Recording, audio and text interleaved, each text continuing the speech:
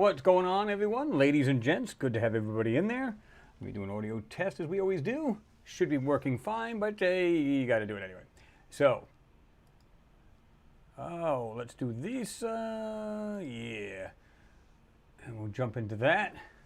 Let's see. What's going on, everyone? Ladies and gents, good to have everybody in there. Let me pump up the audio a little bit. I don't think it's quite that high. That might be a little better. All right, testing 1 2 1 2. All right. Okay, let's see here. I should boost up a little bit. What's going on? Let's see. That's a little better. Okay, so the audio should have come up. What's going on, everyone? Good to see everybody in there, as always. All you fine folks, all the usual suspects in there, as usual, which is just awesome. It's good to see everybody. So, let me make sure.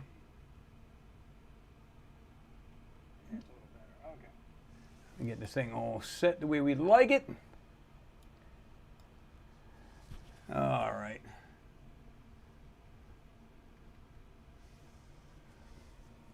The thing kind of moved up on me here, but that doesn't matter. We can still figure this out. What do we got in there? Corey's in there. Pete Ferrero's in there. Pete's Vlogs is in there. Renee V. Let's see. Great for All's in there. This page moved on me. Oh, just kidding. Let me go down here. Mars' Second Genesis. I read that as it was popping in there. I was kind of in and out of the room. I'm not sure why you're just kind of not making any more content. Interesting. If I'm not, is it because of the views, or is it, are they, are they doing like they do to everybody else and stifling everybody's channel? Limey Watch is in there. Mimi's in there. Tony P's in there. What's going on, Tony? Let's see. Glenn Marsh is in there. I don't know why this thing is over here. Let me move this. This is probably going to mess with me here, but let's see what happens. I don't know why I can't get the screen to move the way I'd like it to, but we'll leave it right there. Let's see. Michael R. McNally, what's going on? Says hi all. Let me see. Let's not move that. Let's move this instead.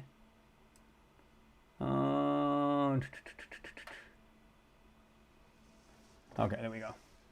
First, I lost a spot here in the chat. John McDonald, what's going on? New Zealand, hi everyone.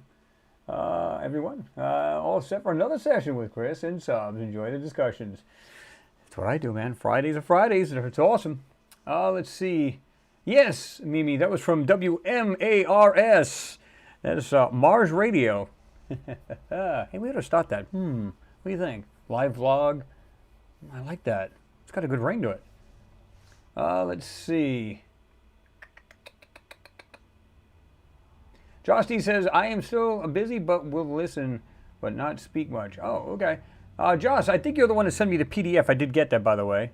I had a chance to just glance over it. Really didn't read it too much. So I'm going to definitely be checking it out.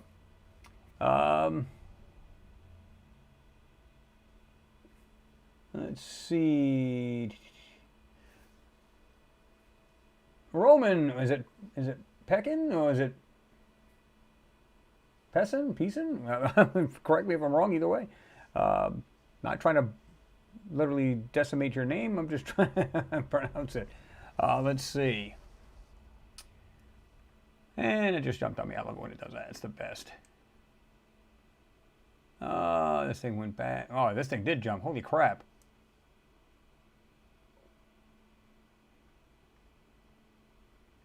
Let me see. Josty said, thanks, Chris, for all you do. Oh, Josty, I appreciate that. But you guys help out as well, right? Have an important part to play in the channel, so yeah. Eric Gower, what's going on? He said, hey, Chris.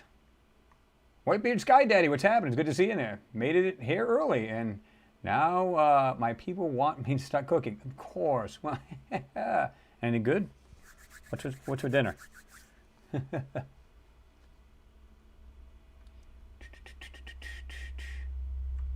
Let's see here. I think I already mentioned Corey. Good to see you in there, Corey. There's the Pete Ferrero's in there. Let me see. Billy Lewis, what's going on? Good to see you in there. Miss Heard. Well, Miss Heard. I keep messing your name up, but I remember watching one of your videos. You know which one I'm talking about. Your little series of this other party, and I keep wanting to say Heard. Maybe it's just the way I see it, but Miss Heard. I'm sorry. I'll probably still stumble on that, but so forgive me. I promise I don't mean to butcher it. Steve Garland's in there. What's going on? Hi all. On my way home, I'll be back. All right, Steve. Well, take it easy getting home. Get there in one piece. Elaine Millard says, hi, Chris and everyone. Hope you are all doing okay. I'm just trying to finish putting up a new cat tray. Oh, those are pretty cool. I need to get one for my cat. I got one. She's an old timer. We had 3, and 2 of them passed down over the course of the last couple of years. And I've just got one elderly cat, but now we have a young male. And yeah, being a younger male cat, he's got more than enough energy. Wish we can harness it. But he's cool. He's a cool cat. Just a cool cat. Let's see. What lots of help. Hindrance from my 2. Oh. Pete says, Buffalo, New York is sunny, but cold. 11 right now. Man. Yeah, it's supposed to be, we're warmer than that, of course, but it's about 33 degrees. It's supposed to be in the single digits for us. Not negatives, but it's supposed to be around 5 to 8 degrees above Fahrenheit for all the people who are across the big sea. The big puddle, the big pond. Mars the Second Genesis, I am totally disgusted with the lack of help from the bigger channels. That is why we all fail. Thank you for totally ignoring my email. Really? I didn't ignore anything. trying to remember which one you're talking about. Keep in mind also, I don't look at these every day. And keep also something else in mind. I don't know if you've talked to other channels as well. In other words, if you go to them and a lot of like a lot of people do here. Like I'll say Jean Ward, and it's like your channel. I've mentioned it in the past, right? And I don't mind mentioning your channel. It's just like, again, Jean Ward, and you got Jimmy, the real Jimmy Roberts. Several channels, that you got David over at Mars X3D. And every time you guys pop in, I say, hey, jump on this channel, have a look. Alien Hunter, so on and so forth. So I think I do my part. Now, I don't know if you're referring to just me or other channels, but a lot of times, and I've said this more than once, man, I don't just look at my emails every single day. I just don't do it. I'm very busy here myself, between work and doing this, jumping around. Of course, I still got my son, got to take him places. So I'm not just sitting down in like an easy chair, just chilling here, you know what I mean? So if I did not see some of them, my apologies. It wasn't intentional, right? Like I said, I try to do what I can to help other channels. That's just the way I roll. And I try not to leave anybody out. But all you got to do is just say, Chris, once in a while, man, give me a shout out, whatever. More than happy to send some people your way. I don't have a problem with it. I've done it in the past, right? Let's see. Crazy A. Just a little frostbite, doing okay. And you, Chris? Well, I'm doing pretty good. Not too bad at all, Crazy A. Michael McNally says the government always they lie about the history of mankind. We're much older than they say. Well, yeah, absolutely. And I believe, for all we know, thousands of years ago, between what we have in Antarctica, what we're seeing on the moon, and I just did another moon photo. Wow. Here's the problem. It's one of those I was going to say photos / videos, but it's one of those photos where you can do the photo, and as long as you're looking at it from a distance with a magnifier, you're good. The second you go right in, you see all of the pattern that they put over all these little mini, it looks like compression artifacts. And yet I can zoom way back out and still see the artifacts. You should not see them at all until you zoom into till you're getting really close into the actual, I'm going to use the term fabric of the photo, right? And then you start to see these compression artifacts. Well, as long as I'm out and I'm not zoomed in, just take a good look. And like I said, I use that little one here. You can see it right there. I use that little one that's built into the larger one and just keep it like within, you're talking about an inch, maybe an inch and a half from the screen, or use these jeweler eyepieces that you can get. Now this one here, it comes in a set. I think they were like several dollars. I think it was the 3, 5, and 10 times magnification. And these are sweet because you can just literally put it over the screen as well, like this here, and see some crazy things in these photos, right? The second I zoom into it, you see all these little patterns, and it's like it's to block out what's there. But the second you go back, because first of all, when you zoom into a photo, what does it do? It distorts it, right? So you don't want to do that to begin with. So you want to back off. But you want to do it a little bit more so you can actually see it the sharpest you can possibly get through that manipulation. And they make it difficult, I'll tell you that. Definitely make it really bad. Eric Gower says, we are all in there. Oh, yeah. Man, Whitebeard Sky Daddy's cooking supper. Man, I'm going to get hungry. Already talking about food. Michael Kadurka, what's going on? He's present. Raise your hand, everyone. Roll call. Oh. Like I said, George Mayer, what's going on? Hi, Chris, and great to be here again. Well, good to see you there, George, as always. Renee V says, me and Josh is here. We can't miss him. Ooh, I hate it when this thing jumps like this. This is crazy. Now it's going to give me crap, too, and I try to bring it back up. Why is that?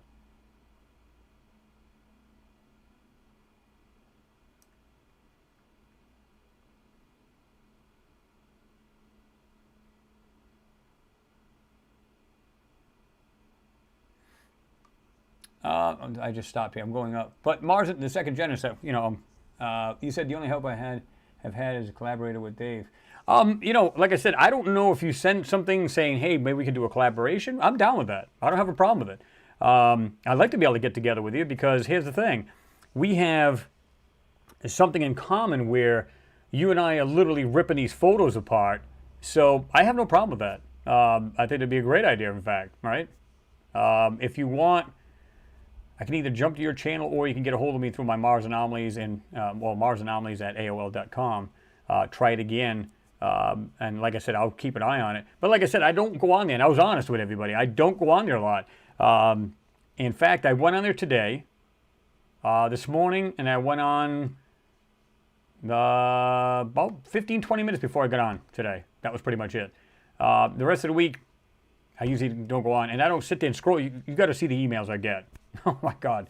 Between just regular stuff, and then, of course, you get the ones from the channels, because keep in mind, I got more than one channel. Let's loosen this up a little bit. So, yeah, I don't have a problem with that. We can do that. You know, like I said, I try to help out any channel I can. Everybody here knows that. It's if you felt like I was like disregarding you or just not paying any mind, that's not it. That's the farthest from the truth. But like I said, hit me up again. Like I said, maybe it was further down, and I look at the ones that were like from today or whatever, and that's it. You know what I mean? I don't have time to go through every single one of them because I'd be like, you know, spending a lot of time. So yeah. And I would assume that you're still cranking out videos. At least you were. You know, and truthfully, I haven't been to your channel in a while, and so I don't know how many, you know, subs that you have. But anybody's on there. I mean, if you guys want to go to Mars the Second Genesis, which is his channel, feel free to. He's got some good stuff. Here's the thing. He has his own way of analyzing this through Photoshop, and he has, it's like basically tutorials, which is great. And so he does his own work and does the tutorials to show you how to do this. And I know a lot of people are very interested how to get this done. So that's a perfect channel to be able to do that. So again, Mars the Second Genesis, and just jump on his channel, sub to it. Because like I said, I've watched several of his when he first popped in there, and I love it. Because here's the thing, it's like he'll break it down and how he had done this. Now, I have different ways of doing it. That doesn't mean he's wrong, doesn't mean I'm wrong. It just means we have our own way of doing it, and we can still come to basically the same, pretty much the same completed picture, if you will, enhancements. So I think it's great that other people are doing this. In fact, a lot of you guys are doing this in here as well, and I think it's great. The more people do it, the better. And like I said before, I'm more than happy to help out any channel that's out there.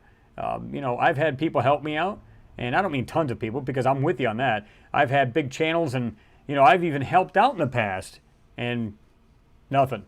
So I feel you, you know what I mean? And there's some other people that you've actually, you know, I've actually helped out in the past, and they don't remember you anymore. And that's fine. Like I said, I just do my own thing. I don't worry about it. I don't sweat it. I just go, all right, roll on. Just roll with the punches.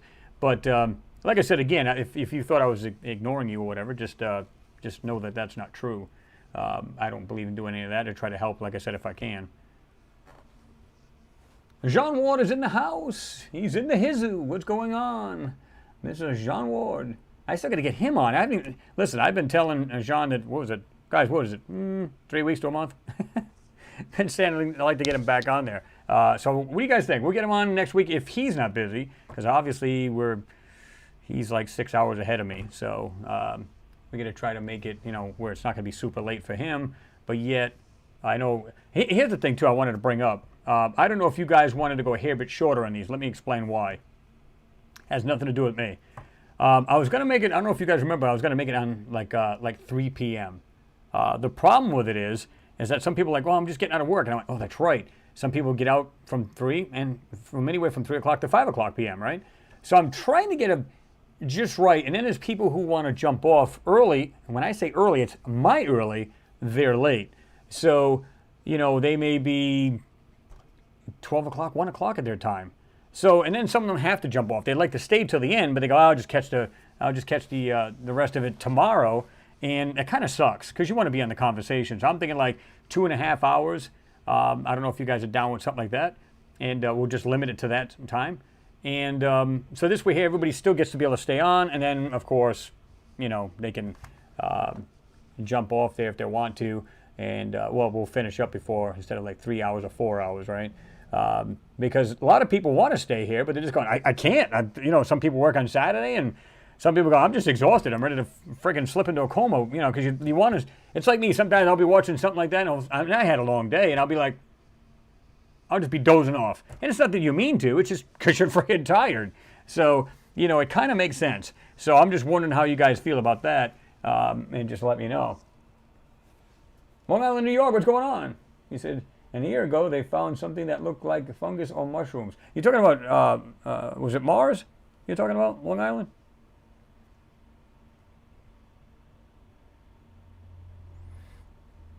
Whitebeard Sky Daddy says, this is a side project for most people, not like it can support living. Well, it can if you got like buku freaking, you know, subscribers, like you talk about, like, what's his name, Tyler over at Secure Team 10. I mean, the guys, if you look at the amount of views he gets, I can tell you right now, his average is easily 10 to 15,000 a month. You know, just to give you guys an idea, a while back I had done, in fact, I think it was Ganymede, the moon, and at the time I had 350,000 views. Plus I had views on the other videos, and you can easily crank out $2,000 to $3,000 and that many views. Now, it will vary depending on how you monetize, whether it's like a bunch of monetization in it, just the beginning or the end, whatever it may be. So it can vary as far as that goes. Now, I want you to picture getting 250,000 views every video, okay? So even if he was only making 1,000, okay, times 30, so do the math. So even if it was a sleazy 10,000 a month, I think I could live on that. I'm not there. It's going to be a long time before I get there. I don't have 2.1 million or 2 million subscribers either, right? So I'm like the small fish in the pond. But not everybody's that big of a channel either. So, and this is, like you just said, Whitebeard, it's a side gig, right? And it's like, do you make a few dollars? Sure. I mean, it's okay. But you're not going to be driving around a Mercedes anytime soon, you know? Wish I could. That'd be nice. I don't know why this thing's giving me crap all the time. I don't know if this mouse is going stupid on me or what. Where's the, might be the battery starting to take a dump on me here. Hold on. It's on the other computer. I haven't replaced the battery in a while on this. Let me see. Ms. Hurd, thank you very much for your support. I do appreciate you. Always a supporter of the channel, which is awesome. Shout out, Jean Ward, Alien Hunter, Art Alien TV. Absolutely, these guys are awesome. And like I said, there's a lot of good channels out there that are doing this kind of work. And like I said, the closest one, I believe, to what I'm doing is Mars the Second Genesis. That's a fact. And I don't mean that we're more superior to the three you just mentioned, Ms. Hurd. Jean Ward, Alien Hunter, and Art Alien TV all do a fantastic job. What we do is literally try to rip these apart and you know, find out what we can find in the photos, right? So as far as, I'm trying to remember if anybody else really dissects these photos, and I can't come up with anybody else. I don't know if you, Mars the Second Genesis, I'm sorry, if you can, if anybody else off the top of your head that you can think of that does the same, I don't know. But either way, right? Pretty cool to be able to just rip these things apart. And I know many of you have been telling me lately, yeah, man, I throw this in my Photoshop and I've been ripping this apart, and this is what I find. And that's awesome. Kyle, thank you very much for your support. As always, always a supporter of the channel. You're awesome. He says, what's up, you guys? Happy weekend. I'm doing good, Kyle. I hope you're doing well as well. And again, thank you both for your support as always. Always continued supporters here, which I find awesome. Jean Ward says, I average about $100 a month on my channel. Yeah, like I said, you're not going to get rich doing it, right? But that will grow. You know what I'm saying? That will grow as long as you, it's like me. It's like I'm taking time to get up, taking time to get up, taking time to get up. Again, I won't be driving around a Mercedes too soon. That's a fact. But the thing is, it's like, yeah, you can do okay. If you've got 2.1 million subscribers, sure. We all wish we could do that kind of money. It's insane. Let's see, Leslie Ann Warren, what's going on? We have great fungi here. LOL. Yes, I've seen these fungi on Mars. LOL. Yeah, I mean they literally have like groups of them. You can see what looks like these mushrooms and stuff, right? And a lot of people have pointed it out. And said, man, I'm telling you, it looks like either some kind of little foliage or some kind of like a mushroom or something like that. And like me, guys, you know how I am. I'm like tunnel vision onto either. These things are very large or very small, depending on what they are. It's either mechanical parts, or it could be as big as structures, like I just did in the last video, because it does look like the Ingenuity helicopter is perched up on top of something. It looks like it goes down, and of course, there's no way to judge that because the way they layer and listen, you folks seen how they put this overlay. What is that crap? I had a couple of you folks that are actual. Professional photographers, and they said, there's no way, I've never, in this many years I've been doing, no way has that, have I ever seen that on a photo. Exactly. And yet, but there's still people out there that said, oh, you're out of your mind, they wouldn't mess with these photos. Okay, listen, I'm not here to convince anybody, but I'm just saying, but if you are a photographer, and you see it yourself, you go, yeah, this is crap. It's absolute crap. They know for a fact that these are being toyed with. Like I said, I got a buddy over here at the police station. He told me right out. I said, hey, what do you think of this? This goes back some years now. Hey, what do you think about this photo? He says, kind of looked at me, kind of chuckled. He said, did you draw this? I went, what? He says, why does it look like it's been drawn in and some kind of weird, and he even used the term overlay. I said, what are you talking about? Now, keep in mind, he works in forensics, photo forensics in the police station. I was like, no, that's supposed to be an actual raw photo from Mars. He says, yeah, right. And that's all he could say. He's just like, I don't know how they pass that garbage off. I went, and this is a guy who's never seen one of these photos ever until then. So that tells you, right? Yeah.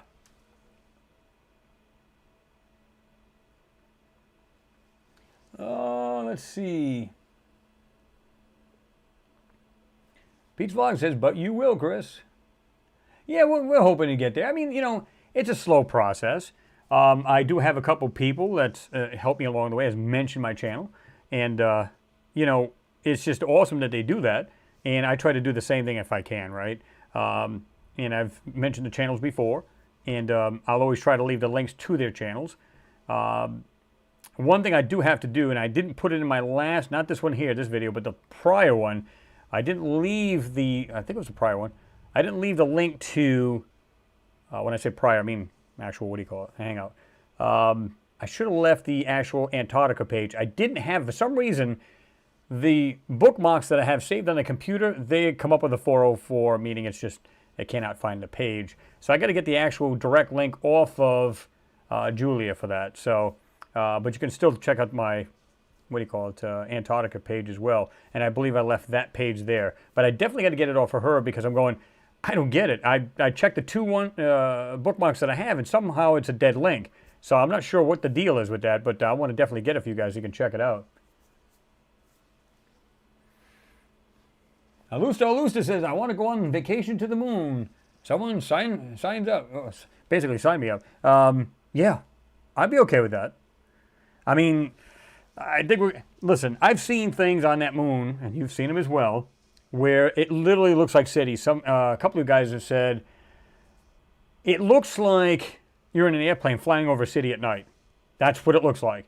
And I totally agree. You couldn't, describe it any better than that. It was, yeah, I went, it's about right. And just the way this stuff is laid out, and I'm going, just picture being down in there in this city, and it's crazy. It's like, wow. What it would be like on the surface of that moon would be like totally intense, right? That'd be cool.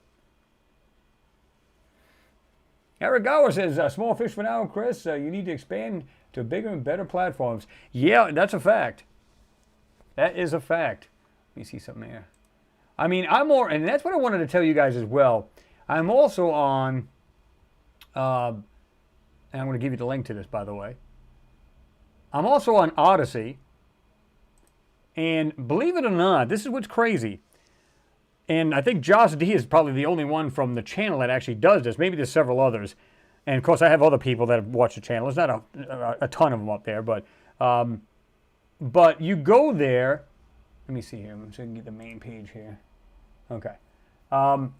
So what it does is every time I make a video, it automatically goes up there as well. So, but here's the funny part. The videos are not as compressed as they are on YouTube. Therefore, they look better.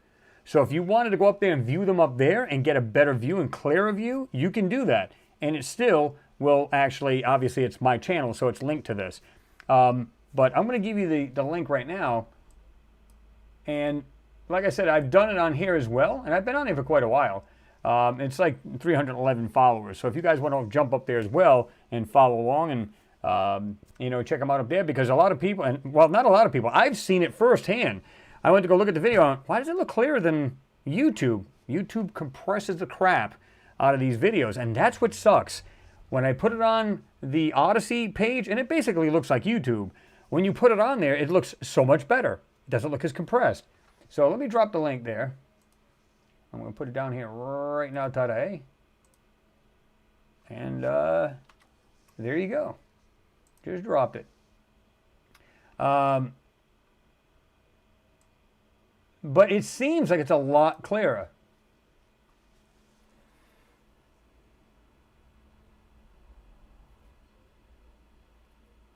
I was just going back up here, but Jean, you said I was without internet connectivity for 3 days. Somebody forced the street cabinet open and cut all the cables. Sabotage? Could very well be, right? Or maybe, did they steal anything? Maybe they wanted the copper out of it. We got a bunch of banana heads out here to do this shit. They literally, this is what I don't get. They'll literally go into people's, or these businesses, and they'll go into these air conditioners and just rip them apart, just for the copper. I'm going, what's the point? I mean, at some point you're going to get in trouble, because you bring them to a lot of these scrap yards, they're going to go, okay, where'd you get it? You know what I mean? So at some point you get in trouble. It'll catch up. But maybe that's a possibility. Nobody wants to work anymore. They'd rather steal. So you got to keep an eye on that. That's why I got cameras inside my house as well as outside my house. I could be 1,000 miles away, and if I can see you, I can see it on my phone, get notifications and everything. All you do is just call the police right there. Boom, boom, boom. Yep, they're at my address. Okay. Jean-Roy, I agree, man. You said I do the research for the love of it, Chris. Yep. It's rewarding because you don't know what you're going to find. Now, the cool byproduct is that, yeah, you can get paid for it. And like I said, I monetize. I make no bones about it. I've said this before. Because, again, you spend hours upon hours behind this computer, and you're literally taking time out of your life, which you don't mind to do because it's something you enjoy doing. It's a hobby. Like some people like to use, like to build RC cars or RC planes or any of that sort, which I think is great too. So it's a hobby. The difference is you get to show people what you found, and that's what makes it cool. Like I said before, you don't know what you're going to find in some of these photos, and I know you've seen this a million times. You've done it, where you get into a photo, a couple weird looking things, but nothing really fancy or nothing worth sharing anyway. So, and then you come on one thing, it's like a Cracker-Jack box. You don't know what you're going to find in these things. You're like, yes, look at this thing. This is cool. Can't wait to pass it on to my subs. And that's what it comes down to, right? That's what's awesome.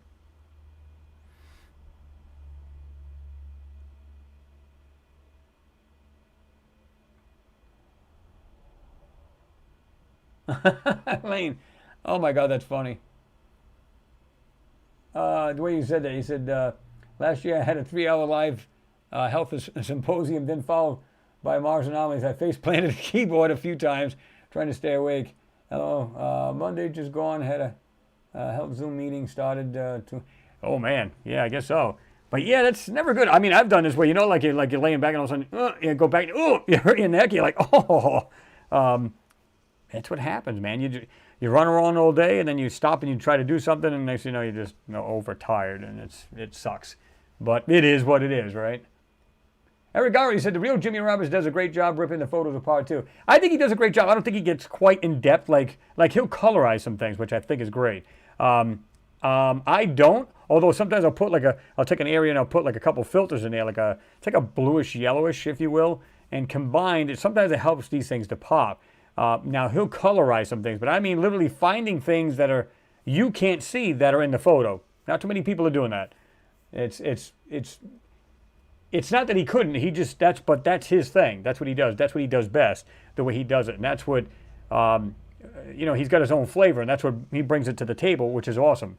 So you get a combination of everybody doing these, and this is the reason why I tried to get you guys to sub to other channels that are one I've worked with, B I found out about them, and I think they're great, and I think you guys should have them as a channel as well to be able to follow, so you get more information to bring to the table. And that's why I do it. I suggest that for a reason. Like I said, the gentleman Cliff High brought, when he mentioned my channel, I forget what it bounced up to, but it was a lot of subs that come my way. And, and I thanked him for it. And I try to send people to his channel as well. Of course, he's not on YouTube anymore. He pretty much doesn't put his videos up there. But if you guys are interested, like I said, I'll give you, the guy's brilliant. And like I said, he talks about all kinds of topics. And he talks about the woo, where it's like, kind of like what we're doing here. The difference is he'll talk about COVID. He'll talk about, just about anything. How, we're being suppressed as human beings, and all kinds of other topics. The guy's brilliant. In fact, I'm going to do that. I'm going to drop his page, and it's not on YouTube. He decided to jump off this because he said there's too many restrictions, and you got of course you got freedom of speech, right? Yeah, buddy. That's out the window. And this is the reason why we're being restricted. And and even if you become a bigger channel, for some reason you go, why am I still stuck at X amount of subscribers when clearly it's reaching a bunch of people? It's almost like you go up and then all of a sudden they go down. They go up and they go back down. So unless you're monitoring your, like every second going, okay, I just got another sub. Oh, I just lost 3. Unless you're doing that, you'll never know that. You go, why is it like you can have like 20 people jump off and 30 people jump on? So you only gain 10. So at one time, no word of a lie, guys, 50 to 100 subs a day. That's what I was gaining. All of a sudden, it screeched. And it's not like I have the same topic all the time. Well, even if it's just 2 topics, there's always something different. There's always something different in the video. It's not the same topic all the time, like one area of the moon and then that's it, or little areas on the moon. We're talking about close-ups where we can see all of these things there. And then, of course, we have Mars, and we got different other things we tried to cover as well. And so it's not like the channel's ever changing because there's always a different video of that, whatever subjects may be, right? So it's weird. It's like you get limited so badly. It frustrates you, really, right? But there's not much you can do about that.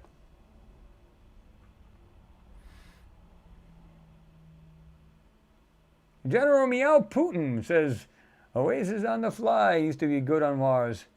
I'm not familiar with them. Or him, her, whatever it might have been. Leslie Ann Warren says, oh, I've ripped the photos apart. I mean, and that's what I love. Listen, if you're actually doing that, fantastic. That's what, and I'm sure Jean will say the same thing. If you get people to start looking at these photos more and more and scrutinize them, you pretty much done your job. The videos are nothing more than just, like a topping on the cake. It's like, so people are going, oh man, this is how I got started, because I'd be like looking at people doing it and going, I got to check these photos out. Are these guys really telling the truth, or is it a bunch of BS? So that's when I took it in, got Photoshopped myself, started putting these in there, and I look and I go, well, wait a minute, they didn't see this in there. And then I started seeing these lines of things that are being covered up, and I went, wait a minute, something's wrong here. These people not catching this. And that's when I started taking off with it. And like I said, they're ever changing. You notice, like I said, in the last video, that weird overlay manipulation. You have to roll with that because they're ever changing it.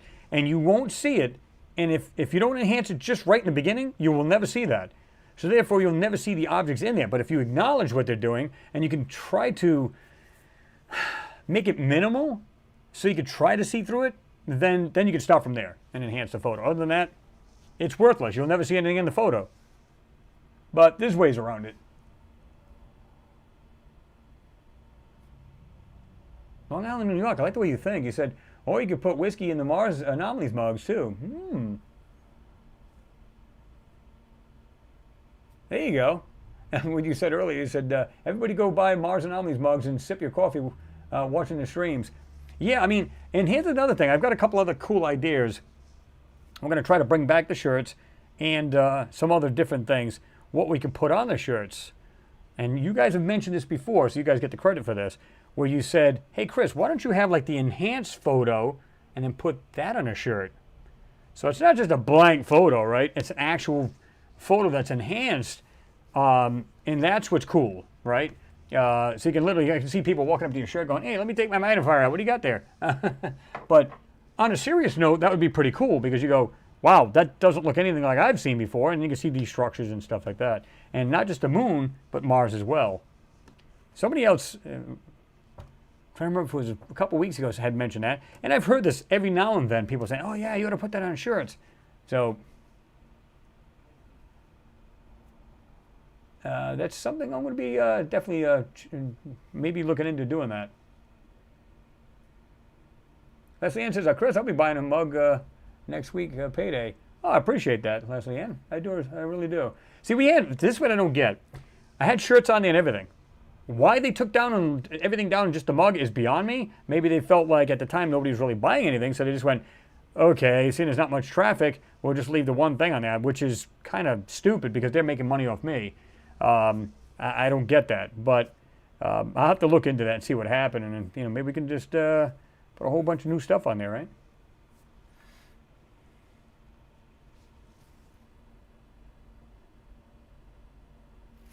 Marina Rapan, you said, it's interesting. I never tried to analyze something hidden on photos. Something they're trying to hide, but I appreciate. Yeah, I mean, like I said, if you just took a quick glance at a bunch of photos, just perused over them, oh, wow, we're getting to see, I don't know how many times I've heard this on other channels that say, oh, wow, we're actually seeing like another planet. This is awesome. And it is. In itself is awesome. But what's even more awesome is what they're really hiding in the pictures. Now, the fact that they're hiding it's not awesome, but the fact what you can find in them is awesome. Because then you go, oh, wow, there's so much more than what you're seeing. And that's what, like I said, it's like a crackerjack box. You never know what you're going to find in these photos. Let me jump all the way down to the bottom here. So if I skipped over anyone, please forgive me. Just go ahead and throw a comment or question down there. And we'll get right to it.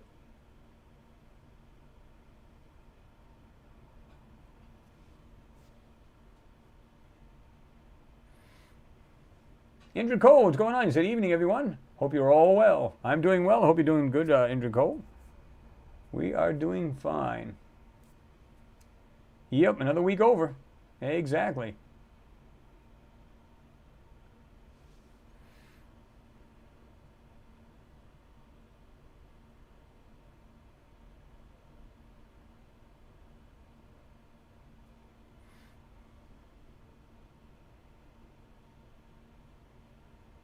P. Ferreira says, size doesn't matter, intelligent made objects do. NASA cover-up. That's a fact. Andrew Cole, your question was, hi Chris, what's best, super chat thingy or PayPal link? Either one, whatever's convenient for you. You guys can use either one. I always leave the link for PayPal at the top of the comment section. Like I said, I've had people ask me in the past, maybe either they're having a difficulty doing the super chat thing or they just seem to find it easier. Whichever way supports the channel is always appreciated regardless, right? So yeah, I always try to leave the link up there so everybody can, if they want to support the channel, they can.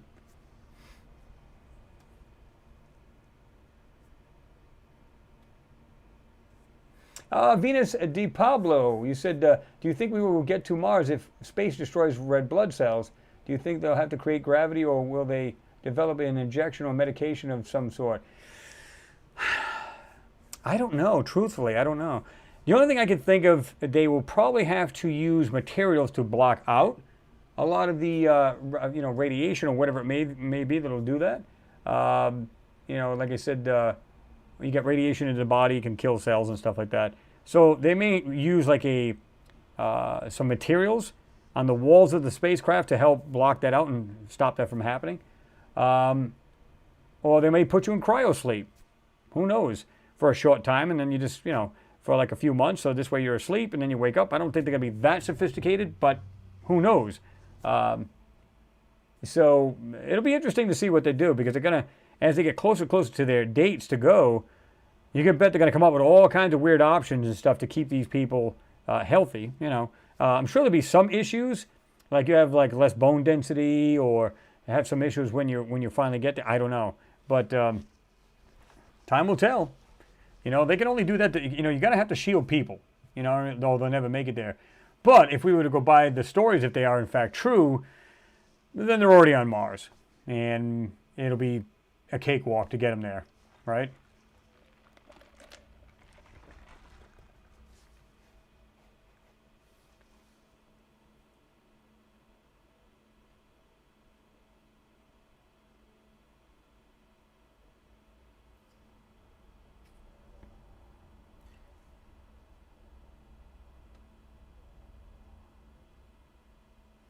Damn cold here, saw some level display in the sky, and not aircraft or planets or meteors, etc. They were ETs. Oh, okay. Leslie Ann said that. Huh. Yeah, Mimi, you said it'll say 404, can't find the page. You said that's strange. Yeah. Kyle, he said, I think the channel is important and people are afraid to realize that. People are afraid of the truth, and that's why they are trying to, what we are trying to provide here. Yeah, I mean, it really is. It's sometimes when you see something, it's hard to get your mind wrapped around it. Why? Because you've been indoctrinated to think a certain way. So when you see this, and I was the same way. When I first saw these videos or these photos and people doing videos, I looked at it and I said, no. So what I do is I grabbed the photos myself and I said, I'm going to prove these people wrong. I think they're just full of crap. When in turn, I started finding these, watching these people. First of all, I went, no, I don't think what they're seeing is right, but what I'm seeing is something totally different than they're seeing. How are they not seeing this? And so I decided to go into the photos deeper, and that's when I found that. So when I started finding things on Mars, the moon, I was like, what? No way. Because your mind can't comprehend it at the moment, because you're thinking, but I was always taught it's nothing but a satellite orbiting Earth, and it's cold, it's dusty, and whatever else. That's it. Nothing more to it. In fact, it's not. It's much more.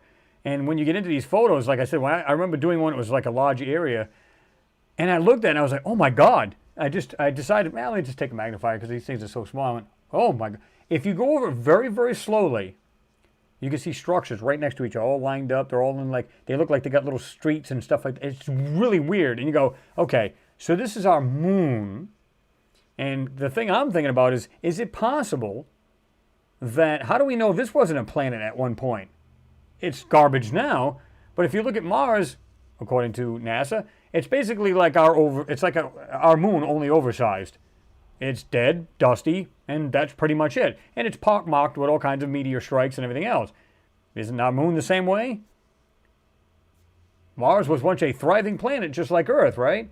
Now, according to NASA, bullshit, is that it's completely dead and cold. Well, so isn't our moon, but we know better. So, is it possible if our moon was moved into our orbit, maybe it was a planet at one time? I don't know. Or it was always some body like a moon, and that was it, and yet civilizations lived on it. I don't know. We can only speculate, right?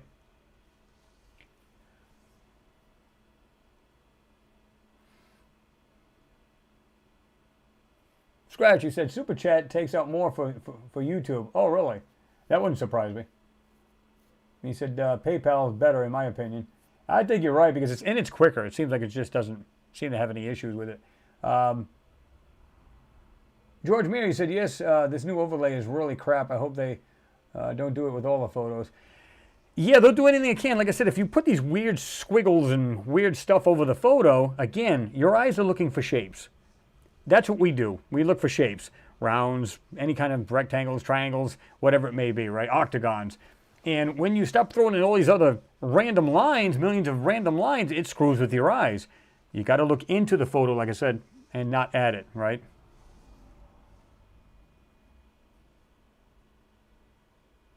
Leslie Ann, you said NASA run by Nazis, a secret government. Yeah, all started back in the day. Well, Werner von Braun.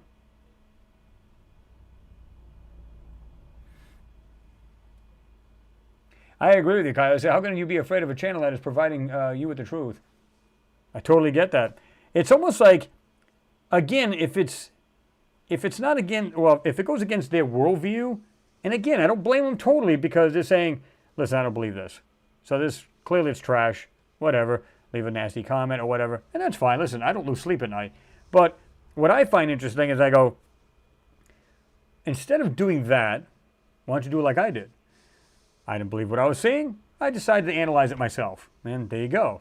And here I am today.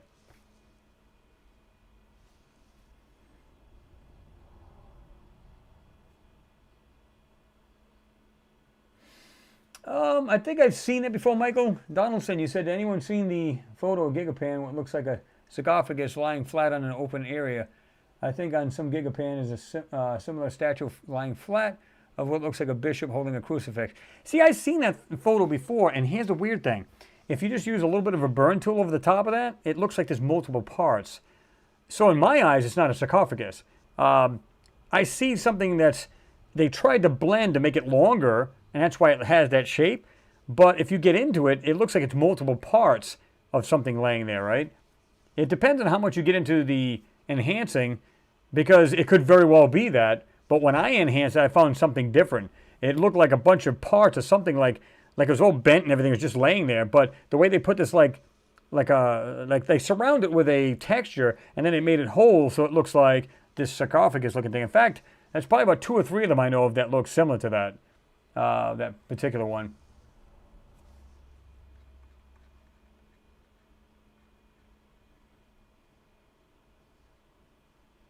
James, 1977 Razorbacks, #1. What's up, Chris? What's going on, James? Good to see you in there. What's going on, John Schaub? Good to see you in there.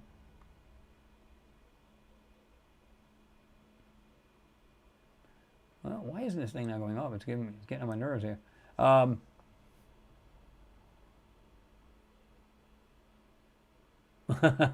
There you go, David Vaught. You said, be like Happy Gilmore. Don't look at the photo. Be the photo.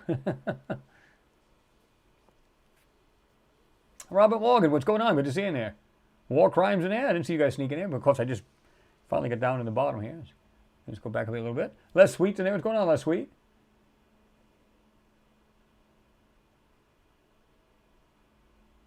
Les Sweet, he said they were talking about a possible link between Mars and Antarctica on Jimmy Church show Fade to Black this week. I didn't see that show. I'm going to have to check it out. I like a lot of Jimmy Church's stuff. What's going on there, Mr. Mike Knapp? Good to see you in there. Gold Heart's in there. Hawkins Daniel, what's going on? Hey, Chris, glad to catch you live. Oh, I'm glad you're here, man. I'm glad you could. A lot of people are like, man, I can finally catch this thing live. So either their job gets in the way or other things that they have to do, in the evening, and it kind of, messes with them, So it's awesome you guys get to join us.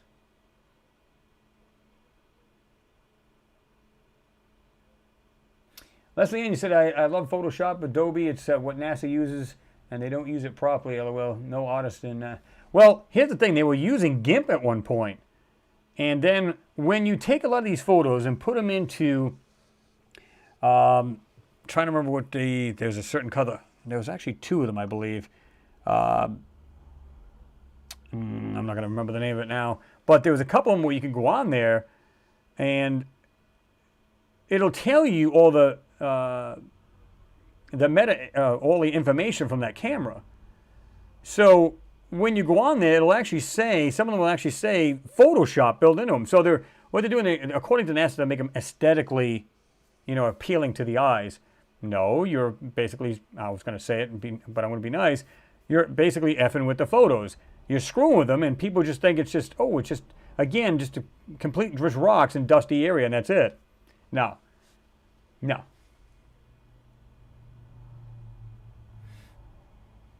I have to get on the site and start doing like a blog with just audio, and then I can really say how I feel. It's like, I didn't know Chris was a truck driver. I mean, swears like that. Oh, but you got to be family friendly, so can't be doing that.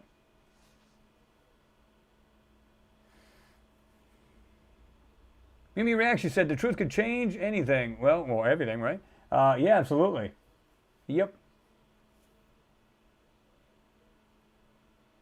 Mars Lake, she said, those who inhabited Mars also inhabited the moon. The artifacts are the same. Well, you know, there is a lot of people say there's a connection. Some people say that, you know, there was a war on the moon, as well as might have been from people that were on Mars, war on the moon, or vice versa. And this is the reason why we had what happened to Mars to begin with. I don't know.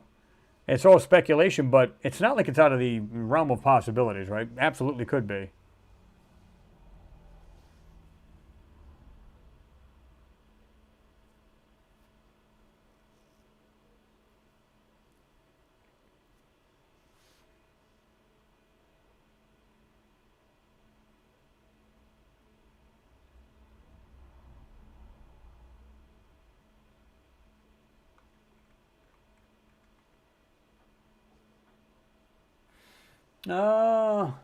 Goat Heart, you said Von Braun was a genius scientist who took the chance the time was offering. Remember, he warned us about stage alien invasion. Yep. Would not surprise me. And I remember reading that. He did. But it wouldn't surprise me that it's like he just knew that was coming. I mean, yeah, the guy was brilliant, right? This is the reason why we got as far as we did in rocketry at the time.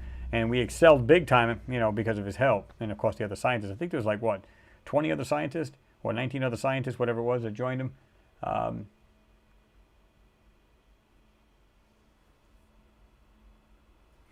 me see here. Doo-doo-doo-doo.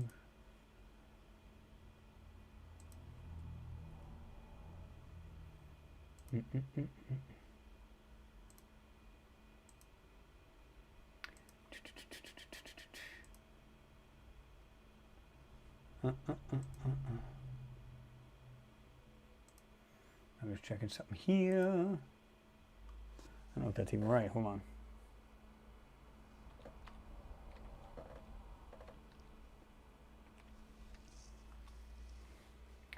Oh, of course not.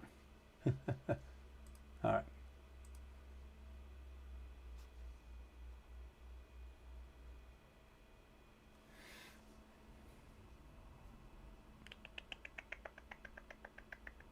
Let me see here. Let me block it. Let me just take this off here a second. Let me. Ooh, scary.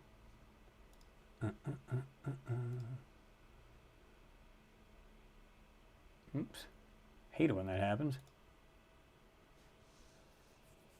I'm in a dark room. Somebody help me. Let me see here.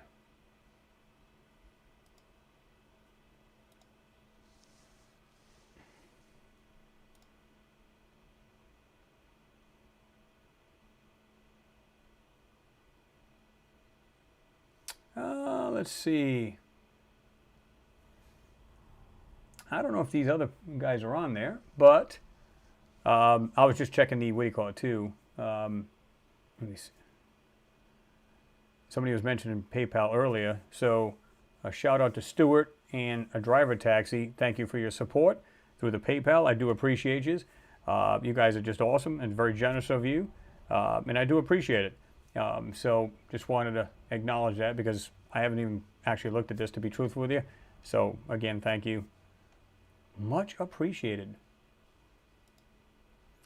All right, let me see. Let me go to, I don't know if you guys have been reading about this, but it's classified data from the USS Nimitz Tic Tac case was mysteriously confiscated by unknown Air Force officials. 2 first-hand witnesses go on record. Now, what's funny about this, I remember seeing the video to this. Now, I'll put this on. You can put it back on. It's not a big deal. Right here. And you can see somebody's birth control session is liberating, but it's also liberating for us to be meaningful relationships. But anyway, this is just on Reddit. But I've seen the video to this. And they literally confiscated the black boxes from these, whether it be the helicopter or anything that had to been flying around there during this, either the warships or the jets. So if they were all monitoring this Tic Tac, they just went in there and just took them. Just people that come on there, and it's like almost like Men in Black, but they were military, and they confiscated all of this. And it's like, why would they do that? This is what I don't get. and I'll tell you why. Well, actually, I do get it. But they did it for a reason. And in 1 minute, you're going, why would they do that? And the Pentagon just actually said, and will let it out, saying the Tic Tac, we gave you videos and everything else. So why take the black boxes? Unless, because keep in mind, these jets and everything else have sensors and they can sense different things about these crafts. What if the technology on these airplanes and warcraft, when I say warcraft, is that a game? No. But the actual warships, like I said, the USS Nimitz, if they have the sensors on there to sense that, maybe it's technology that we have. I think it's the United States that owns it, folks. Simple as that. And they're making it look like a fake invasion. So when I see this, I go, what? You know, at first, like I said, because you ever do that? You're like asking yourself the question, then you answer at the same time. You're going, why the hell would they do that? I mean, the Pentagon itself actually released these photos, so why would they do that? Oh, wait a minute. Well, that makes perfect sense. If they find out what this thing truly is, they'll know where it's from. There you go. It's as simple as that. So I thought that was pretty interesting, and I went, really? What a bunch of scumbags. Daniel Lee said, Chris, your question was, Chris, if Mars is so cold, mine is below whatever temperature at night, why does the robot not freeze up and even frost on the ground? Well, keep in mind, I'm not sure about the Spirit and the Opportunity. So if you're not familiar with the technical or the tech that's on these other rovers, because you got, again, the rover Spirit and Opportunity, which are now dead, at least according to NASA. One got stuck and the other one just became dead from a dust storm, because they had solar panels, where these have an actual nuclear power plant. Now, they're basically nuclear generators, but what they do is they actually have a heater on board. So inside that square body you see is literally heated at night. So if I'm not mistaken, it takes some of the heat from the decaying radio isotope, and what it does is it literally takes the heat from it and heats the inside of the body of it. Now, obviously, during the day, if it gets too hot during the summertime, again, closer to the equatorial region, it'll cool the inside of it. So it stays protected, so to speak, right? Of course, I don't understand how the wiring harnesses or the flat ribbon wires, if you notice, if you look right on the deck of that thing up close, it has like flat ribbon wires that either curve or go up into the arm. How are those not snapping? This is the reason why I believe that, you know, a lot of these, or what they're telling us, is not true as far as temperature-wise. Now, I'm not saying it doesn't get below zero, but they come out with outrageous numbers, like 284 degrees below zero. I'm going, is it really that cold? Really? I'm not sure of that. Of course, I'm not there, so I can't vet it either way. But I just find it hard to believe when you look at the way this thing's built and the wire harnesses. I don't know about you guys, but rubber and all kinds of materials, they really get very stiff when it's that cold, and they tend to snap. So, or at least move enough to where it breaks. Now, obviously, if there's something that doesn't move and it's just a simple wire harness, a ribbon wire or whatever it may be, going from one point or another, then it's not a big deal, right? Because there's nothing moving to break it. So, but all the other parts, like when you look at the tool head on the end of the arm itself, there's some electric motors moving.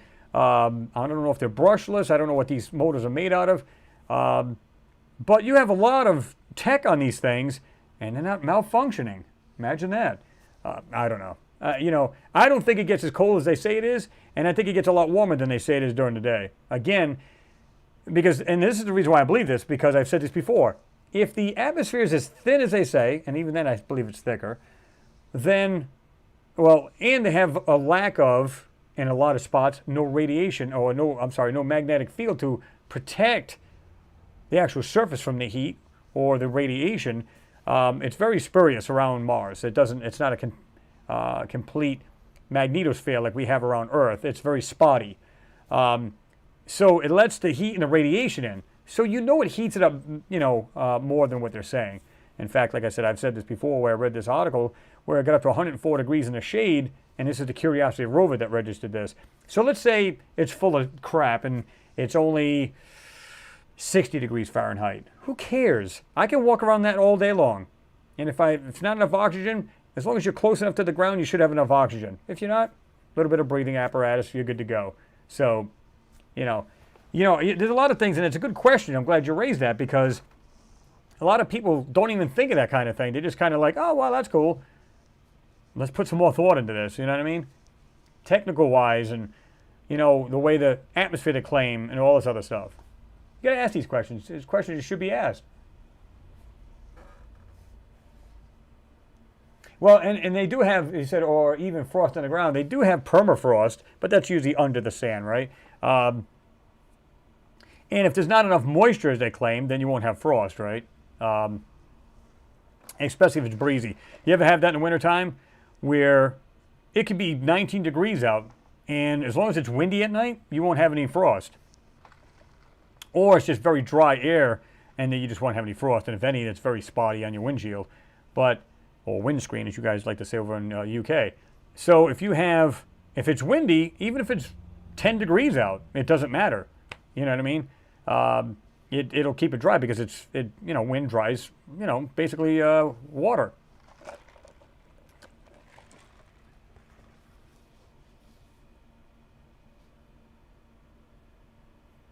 James 1977 said, yeah, you messed me up with the new time, LOL. I catch every episode, but I'm always late for the live version. Yeah, I mean, I moved it to 4 because, there's a lot of people overseas and around the world, whether, it's the next day if you're in New Zealand or Australia. So it kind of messes with them. So I'm trying to make it a little earlier and maybe make them a little bit shorter. I know I don't like doing that either, but I'm trying to be sub-friendly, if you will, so we can everybody can enjoy it and then say, oh, I'm going to have to miss the rest of this, man. I hate that. And it's on a great topic, but I got to go to work the next day and blah, blah, blah, blah.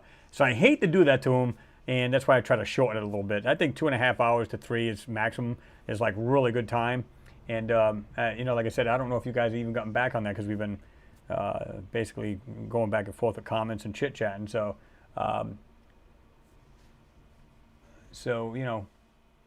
just let me know what you guys think. Rick Graham, what's going on? Said, hi, Chris. I didn't even see you sneaking there. I'm actually going back a little bit because it jumped on me here, so I don't know how far to go back, and I don't want to keep going back because then it's like, everybody's like, I just dropped a comment. How come he's not seeing it? I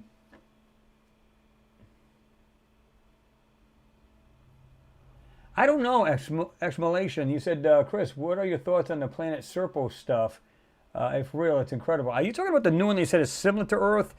Now, I've read a couple articles. There was a planet that was supposed to be very much like Earth. Actually, there's several, but just recently. I'm not sure if you're talking about that one.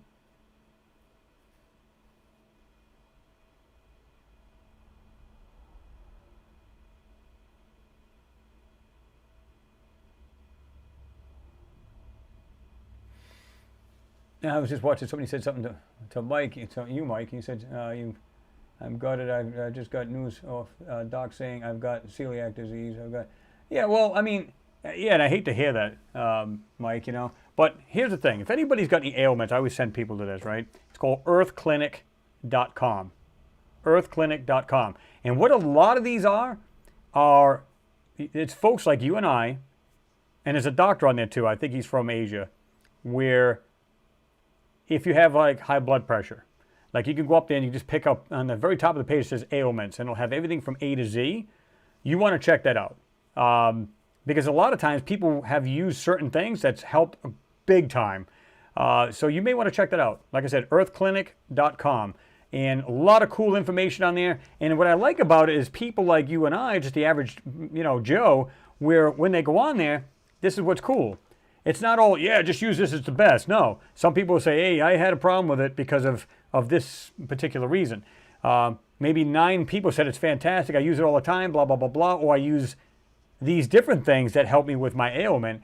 And then you get like one person says, well, I may be just different, but this is what happened to me. So you get like both sides of this usage of whatever it is for that ailment. So if you guys want to look it up, maybe you got friends, family, or whatever may have this stuff, a certain ailment or whatever, go to earthclinic.com.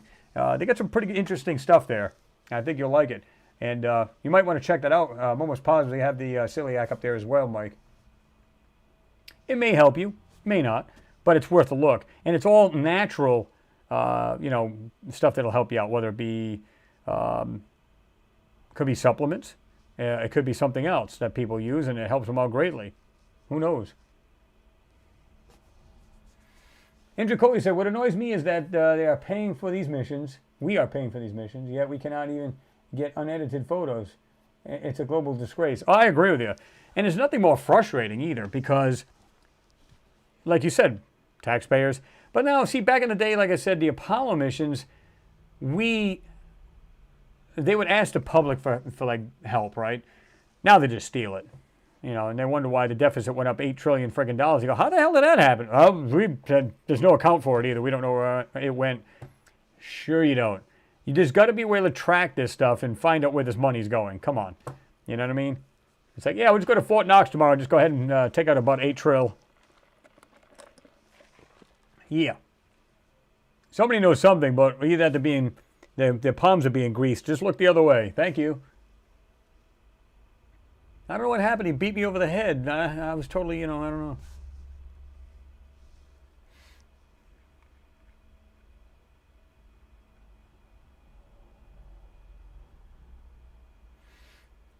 Whitebeard, Sky Daddy said, honestly, Chris, the levels of tampering and obfuscation are deeply disturbing. They are. They really are. And like I said, it's frustrating for me too, because I look at this and I go, what? There's so much to see here. Again, even if it wasn't us, and I don't believe that it is. Now, I'm not saying that we have not put a base on the moon, but let's say most of what we're seeing is not ours at all. And it was maybe not even 1,000 years ago it wasn't ours either. Or it was.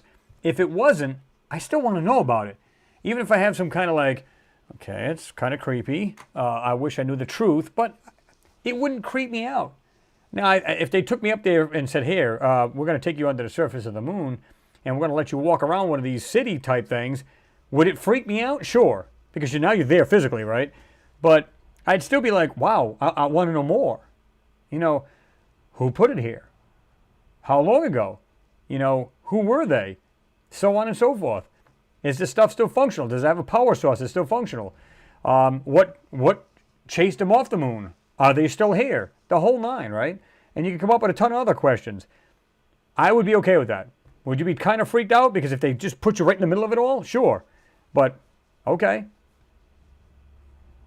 You still want to know. It's part of us, it's whether it be our history or something that's happened way back in history that's not even us. Still would want to know. Just like Mars. David Buchanan, what's going on? He said, hi, Chris from the UK. What's going on, David? Good to see you in there.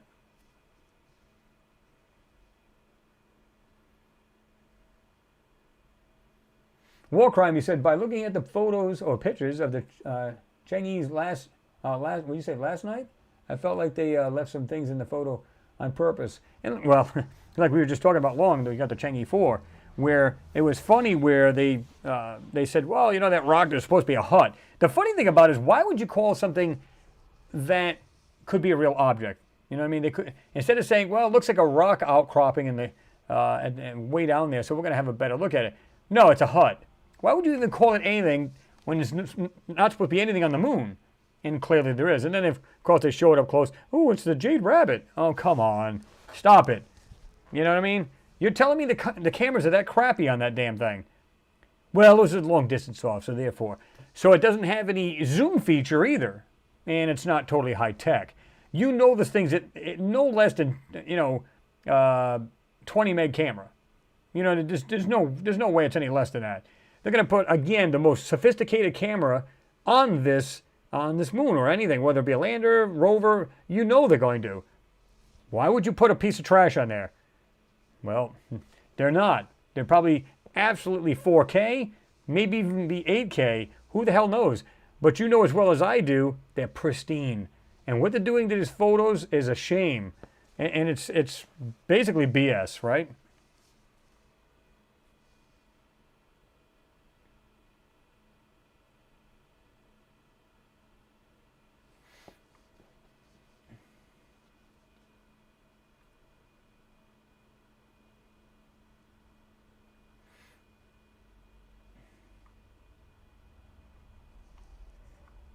I think the battery's dying on this thing. I'll be darned. Well, let's put this one in here and see what it does. Watch it blow up in my face. Well, so much for that. Let's see if that does any good. What do you guys think? Oh, yeah. Maybe. Oh, look at that. Working now. Yeah, battery. I've had that battery in it forever. It's an Energizer, but...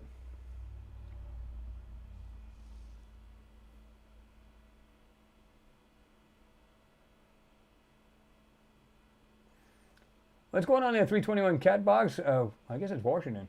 If you are watching and read this, which I don't know why it's held for a review, but anyway, I'm going to put it on show anyway. This and haven't clicked thumbs up yet, please do so now. It's the least you can do. If you can't be bothered to give a thumbs up, you are a self-centered dirtbag. I don't know if I'd go that far, but yeah, I mean, here's the funny thing. I mean, you know, if you guys get a chance when you start watching the videos, you know, you can be halfway through it, whatever, just give it a thumbs up. I always found it interesting that there'd be like a lot of views and like maybe quarter the thumbs up. I'm going, I always thumbs up every video I always go to. I don't care what channel it is. Anytime I go there, like in fact, I jumped onto Alien Hunters earlier, premiere or live, and I just gave it a thumbs up, and I was just watching it for a good 15 minutes while I was in here getting stuff ready. This is earlier. And I was like, yeah, why not? Thumbs it up. It's not going to hurt me any whether I, you know, just give a simple thumbs up. I'm down with that. I don't care. It helps support the channel, and that's why I don't mind doing it. Yeah, Mike, check it out. You said, sounds good, Chris. Thanks. Yeah, I mean, if it helps at all, it could be anything. It could be a supplement. Like I said, it could be something that they combine together that helps, and it'll definitely help. If, I mean, if you find something that does help, then, you know, be glad to help you, you know.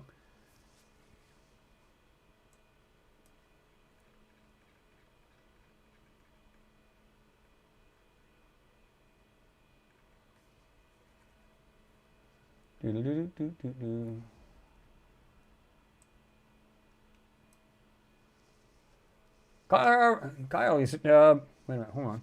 Just jumped on me. I'm just ready to read this thing, and I went, and I'm not sure what's going on with this thing here. Actually, I do. It's the super chat. It likes to do that on me. Kyle, again, thank you for your support. Always appreciated. He said those cameras are no less than the best in the world. The best in the world. Absolutely. Again, I've said this a million times. It's like even when they went back to 1975, 1976, when they put the Viking lander on Mars. Yeah, let's put the biggest trashy camera we can find in there. Yeah, that'll work. Nobody's going to do that. Get the best you can find, and I'm sure it was through Caltech even back in the day when they put these things together, and even if it wasn't, maybe I'm wrong. But you know they're going to get the creme de la creme of cameras and stick them on this thing. Again, if I'm going to send some kind of device, whether a lander, orbiter, rover, it doesn't matter what it is, I'm going to put the best eyes, and I know they probably had ears on it as well, but the best, at least the best eyes I can put on there. You're literally going to another planet. So the first thing you want to do is see the pictures of that planet or moon, whatever it is you're landing on. You're not going to put a subpar piece of trash camera on it. It's not going to happen. Not in a million years. These people, again, are the smartest people on the planet, sitting around going, hey, what kind of camera do you think you should put on? Hey, have we got a 10K yet? I mean, think about this. They're going to put the best thing they can find, and they're just going to transfer these from the orbiter right to here on Earth. Check them out. Pristine, absolutely gorgeous photos. You know that they are. And yet we get played down pieces of trash, low-res photos, completely doctored up and manipulated. And that's what we're given. So now we have to sift through the stuff and try to bring out what they're hiding in it. And I don't care to do it because it's an interesting hobby. However, it would be so nice to just see a photo that has not been screwed with. That would be awesome. Like I said, I just pray somebody would do that one day. Just leave it so, what the heck? A brief snow shower will begin around 5:38. See what's coming. I don't care. I'm not outside. But it's like, I don't know. Again, they're not going to put this subpar garbage on there. It's just not going to happen. It's just, again, if you're going to put something on there, you're going to land something on another planet, your eyes are everything. It's got to be the best you can possibly put on there.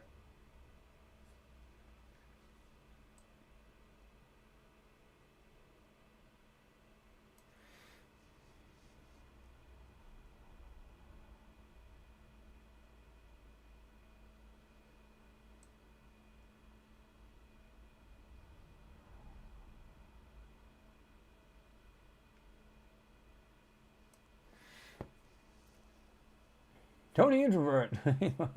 Thumbs up. He says, something going, Leslie Ann, you said something going to happen in 2023 Elite. I won't let it. Well, we'll see. I don't know if you guys have been seeing this too. You always see these shows and these people doing these blogs and all this other stuff, and they're saying, "Oh yeah, we're going to definitely get disclosure this year." Are we going to? They shouldn't be telling people we're going to get that. I just roll with it. So if something new comes out, of course you pounce on it, and of course you want to find out as much as you can. But I don't hold my breath when it comes to that. Again, as far as the way I'm concerned, when people are talking about these UFOs, bored, because I think it's ours, as far as the Tic Tac. And it's so small in comparison what we've seen on the moon and what we've seen on Mars. In other words, it's not a surprise to us. If there was something that truly they do know for a fact it is from outer space, okay, it just confirms that there's other life out there. I'm not going to go, oh boy, I'm just overjoyed, because I know it's on Mars and I know what they're finding on the moon, and vice versa. It's like, no shit. We knew this was going to happen. We knew this because at some point, if you're finding these things on the moon and on Mars, it's got to be somebody out there other than us. So it doesn't surprise you that they've been coming here and visiting us for probably thousands of years. It is what it is. I mean, I'm not like, wow, you know. I was looking at this too, and of course they're talking about, this is called the debris. Fast movers and transmedium vehicles, the Pentagon's identified aerial phenomenon task force, right? Classified briefings and intelligence reports offer an unprecedented glimpse into the Pentagon's current investigation of UFOs. I thought it was UAPs. Now they're changing it. People, get your crap together, will you?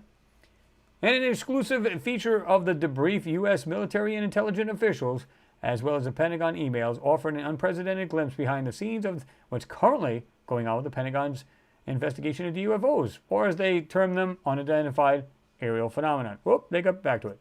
UAP.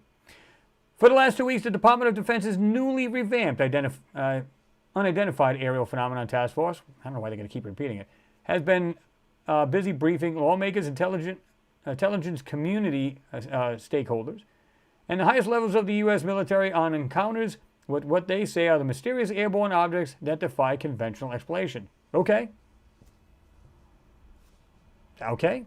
So I'm wondering what's next. Are you guys the same way? I'm going, okay, we acknowledge that they're there, although I believe, like I said, the Tic Tac and stuff is ours. Okay, if they know for a fact it is from outer space, who cares? I mean, really, I don't care. I would be more worried if it was from here on Earth, because then it's another country that can invade any airspace anytime it wants to, with impunity. So I'd be worried about that. And that's probably what they're trying to do, but they're playing off like, oh my God, we're really worried about it, when in fact it's ours. It's the United States. Now, is it possible on way of base in another country? Sure, absolutely. But again, we're the only country that pretty much sees the thing.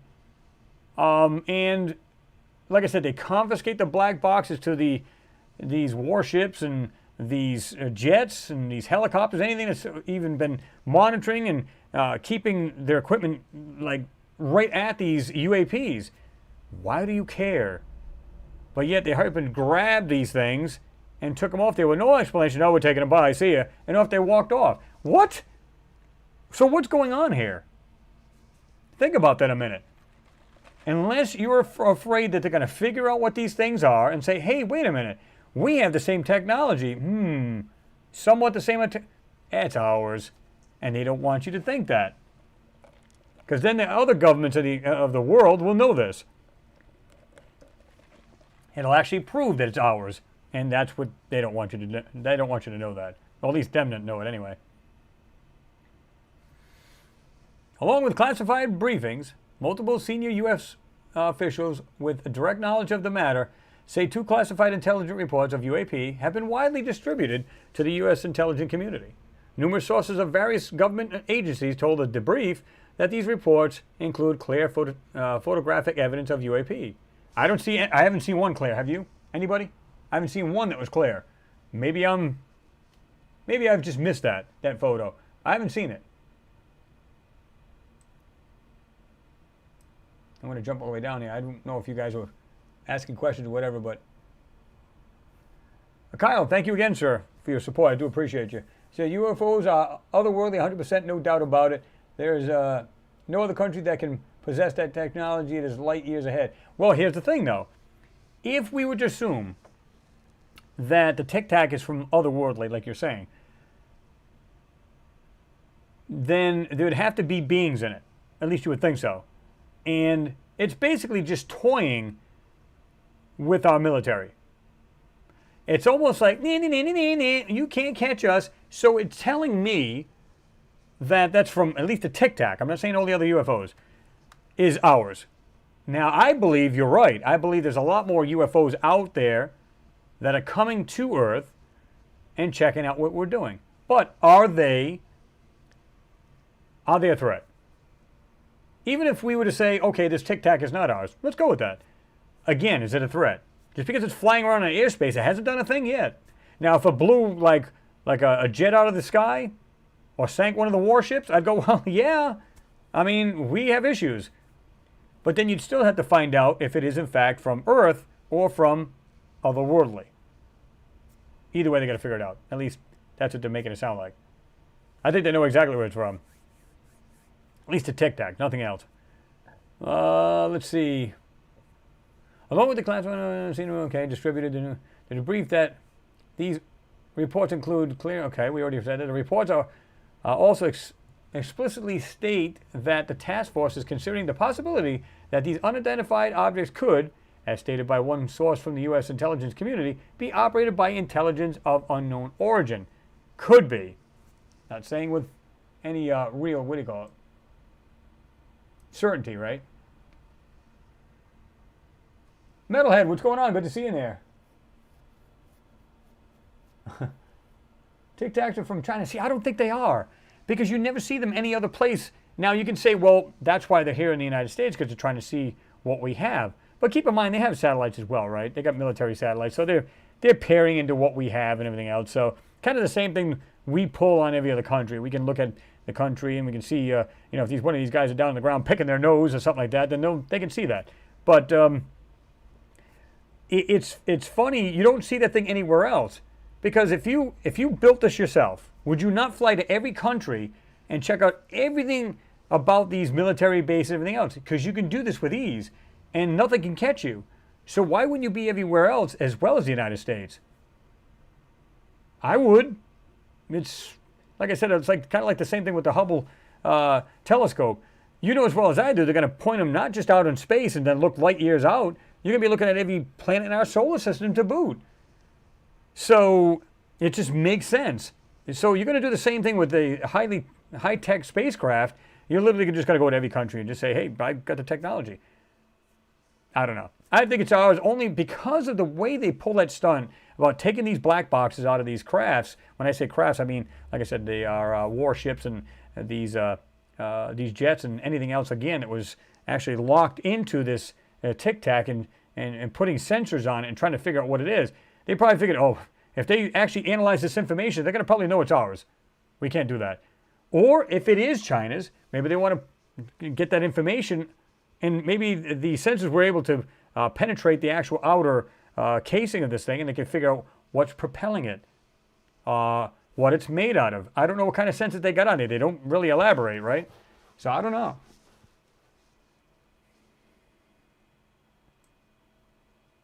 Long Island, New York, he said, Stephen Greer is a fraud.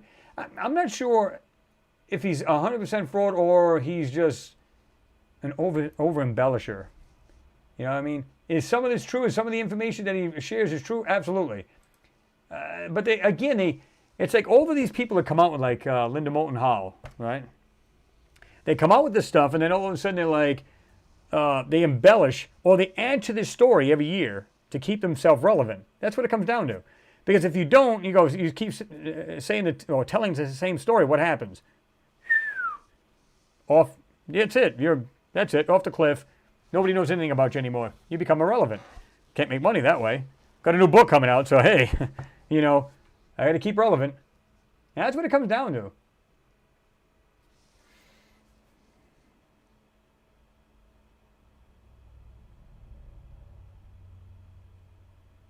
Tony Introvert, you said Russia and China find out American secret UFO, blackmail, I want Ukrainian, I want Taiwan.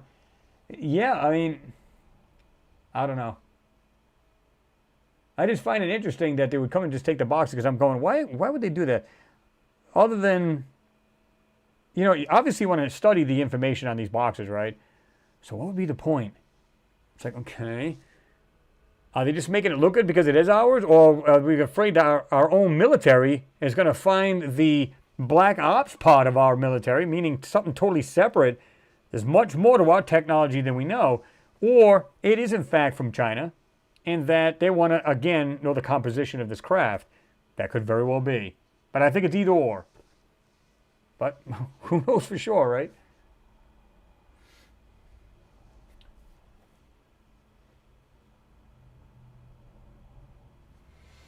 Warcrime, he said, Changi's proved that Richard Hoagland was right about the glass domes on the moon. Yeah, they got... Like I said, China is just as bad as any other space agency. They're just lying. They're covering their tracks, right? When I think about it, at first I was like, oh boy, I can't wait until China gets up there. But as soon as they had the Chang 3 or the Chang'e 3, there was artifacts in those photos. And then when they came out, the first one from, oh my God, the one from Chang'e 4, what a disgrace that was. It was so blurred out and fogged out. I'm going, they can't possibly be serious. And I would like to have gone on some of the, and I never thought about doing this, going on to maybe some of their social sites that had to do with China's space program, and have people see what they say about it. Like, are you kidding me? You know, we're China, we come up with high-tech stuff, and this is what you got to offer as far as photos? You can't tell me they're not disgraced about their own country. Like, or at least the space agency lying about it, right? Because obviously the country has nothing to do with it. It's got to do with these space agencies that are lying. And these black ops part of it, they're lying to the people. Ours is doing the same thing. No different. You know, India, I like the idea of what India did, where they got the MOM, you know, their satellite, the Mars orbiter mission spacecraft. And all you had to do is just like let Photoshop do its own thing. Auto color, auto contrast, and so on and so forth. And it literally showed the real colors. Boom, boom, boom, popped right in there. Like I showed you folks before, where you got their basically the emblems, CNSA, and all this other stuff, and the insignias and stuff like that. They just got darker. They didn't change colors, and yet Mars totally changed color. Imagine that. So you know that's a false color on Mars, and which reminds me, I'm going to show you this other photo is on this other site, and I found it really weird because there's manipulation going on with it. It's almost like a true color of Mars when you see it, but you can see manipulation on it too. It's just great. Gotta love it.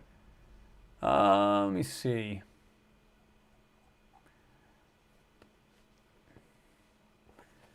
U.S. Navy photo by mass communication specialist Seaman Hilary Beck.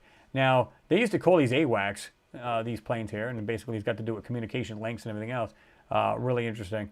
But, so they went on these planes and stuff like that, and ripped these black boxes right off. And of course, as always, guys, you get all of these links. Let's see. NASA discovers signs of past life on Mars. And of course, this is January 18, 2022, so it's just a few days ago. NASA thinks it might well have found signs of life on Mars after its Curiosity rover discovered some exciting supporting evidence. And it says, of course, new research has discovered that rocks collected by the rover contain organic carbon, which could have come from bugs that previously landed on Mars. Bugs. Didn't I say that in a couple of my videos? They look like these flying things. They got like motion blur behind them. Imagine that. And what's funny about it is like, people go, oh, dude, it's a piece of dust. You're mental. Oh, okay, so I'm mental. So let's analyze this a moment. So it's windy enough to get 1 micron of dust in the air in front of the camera, but just couldn't get the other 4,000 right in front of the rover off the ground. Come on. Let's use a little common sense here, right? The space agency analyzed sediments from 6 locations the rover had explored, including an exposed cliff, and found an ancient carbon cycle. It has suggested that the samples could have a biological basis and resemble fossilized remains of microbial life in Australia that date back to 2.7 billion years. Carbon has two stable isotopes, 12 and 13.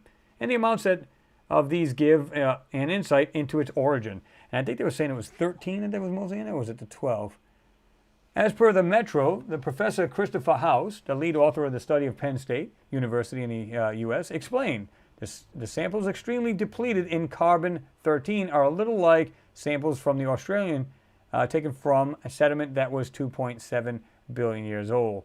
And again, you notice how they're hinting towards, well, there could be microbial. Remember I told you guys? And then they're going to find live microbes somewhere or whatever, and it's going to just slowly roll on. Those samples were caused by biological activity when methane, or methane, depending how you want to pronounce it, was consumed by ancient microbial mats. But we can't necessarily say that on Mars because it's a planet that may have formed out of different materials and processes than Earth. Okay.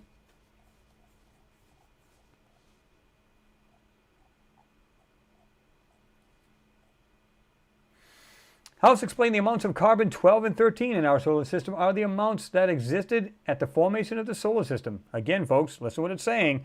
So it's been thrown all over the universe, okay, in the formation of the solar system. Of course, it's just ours, but you know it went everywhere else too. Both exist in everything, but because carbon 12 reacts more quickly than carbon 13, looking at the relative amounts of each in samples can reveal the carbon cycle. So you'll be able to check that page out too. Like I said, they're just slowly getting into it, folks. Slowly getting. I told you that's what they're going to do. They're going to tiptoe through it. Let me jump down the bottom here. I don't know what you guys have been saying here. Jerry Lane, what's going on? Mars has bed bugs. Ha that could be bad.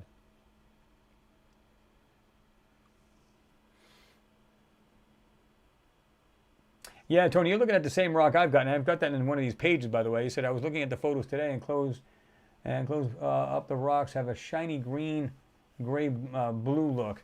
Yeah, we're going to have a look into that as well.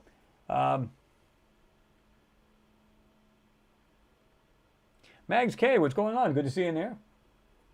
Run Baby Run's in there. Said you're listening now. Peace. What's going on? White Bear Sky Daddy said the Indian orbiter shows the most accurate image of Mars, most likely Chris. I agree. I totally agree. Goat Hog, you're taking off. You said, Chris and everybody have a good night and stay true. Bye. All right, Goat Hog, good. Thanks for joining us, man. As always, glad to see you in there. And have yourself a good weekend there, right?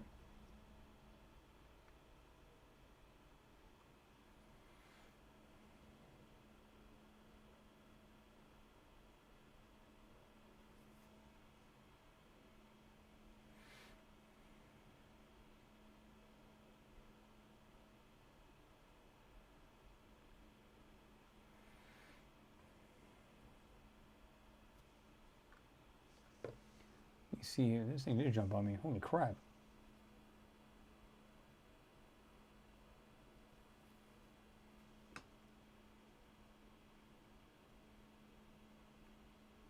What's going on, Ian? Good to see you in there.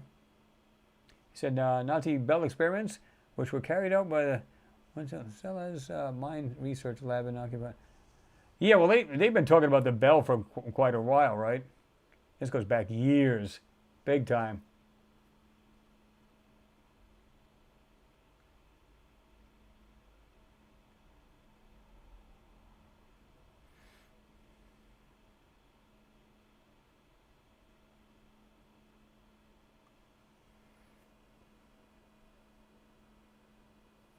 Come on, Gangami.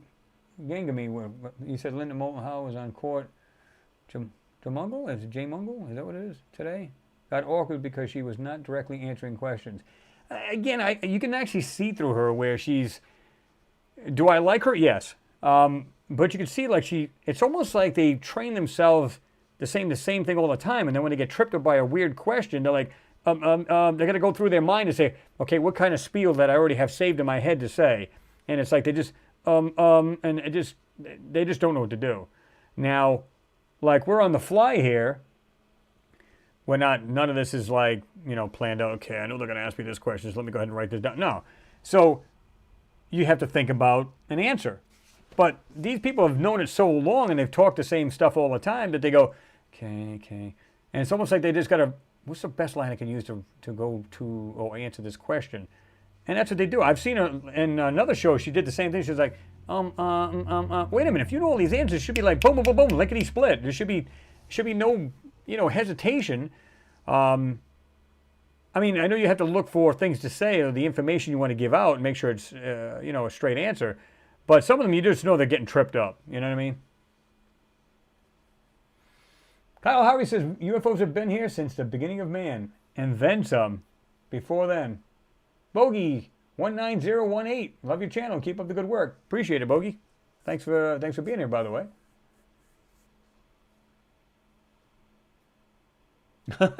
David Vaught. Stephen Greer, 5% true, 95% Pod Barnum. Yeah.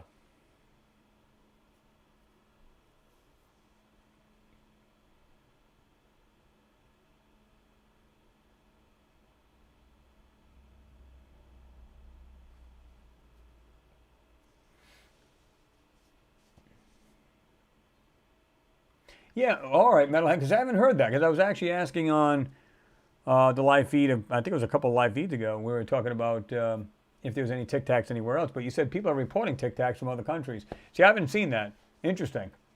See, I'm wondering, though, again, if you were the maker of this thing, because you'd go to every country you can and see if any of them can even compare to you as far as speed or anything like that, and of course they know they're not. There's just no comparison. But I'm just curious what country it hangs around the most, because there's got to be a reason, whether it's alien or not, meaning it's another country or from otherworldly, if, what is their interest in this country or China or whatever countries it's hanging around? Is it just curious about everything that's going on the world itself, and it's going to all of the, whether it be superpowers or just other countries, to see their military areas, and, maybe they're literally taking, they got their own sensors and they're scanning everything about our military and they can see what's going on. I don't know. But again, we've never seen anything wrong or anything happen with this Tic Tac that would interfere with our military. Now, we have heard about UFOs back in the time where it would literally shut down missile silos and whole bases, right? But again, never done any harm. So I don't know what the big hoopla is about, oh my God, stop, And if they are friendly people or beings, then you're pretty much going to frighten them away. You shut that off. There's beeping and chirping and every other thing.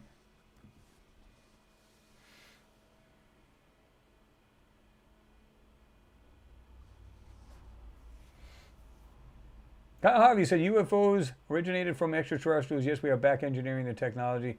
100% guaranteed. Oh, that I have no doubt about. No, definitely not. They are definitely doing it. No doubt in my mind. Oh, they have done it, and this is where this Tic Tac came from. Well, Crime, thank you very much for your support. As always, always a supporter of the channel as well. He said, I have a link to what I'm about to ask. If there's a prism type of light coming down on the moon, does it mean it's reflecting from glass? It could be from their reflectors they do have up there. They actually have mirror reflectors. They have several. I forget exactly how many they have, and that's from the laser experiments that they use. They usually will hit it, and they only get like a little bit of light that comes back. It doesn't come back as a solid beam when they send it out. So they send it and they hit it right at these mirrors, and it brings the light back. You might only get so many light particles back, but they can tell from the time it hits the mirror and back, and they're gauging how far the moon is actually starting to move away. This is how they know it's moving away, like every inch, inch and a half, whatever it may be, per year.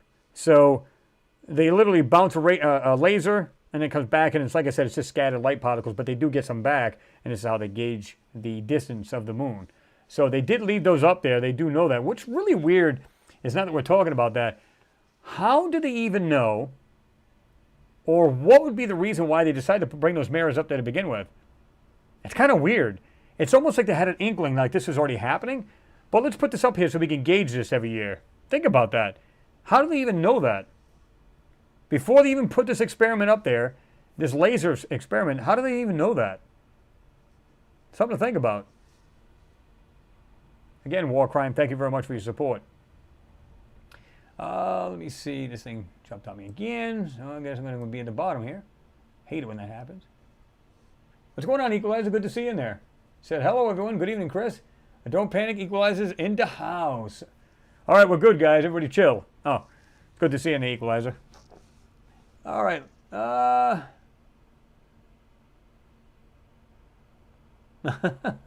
That's the end. Going down to 134. I'll be the first to leave. Hee hee. Oh, imagine that.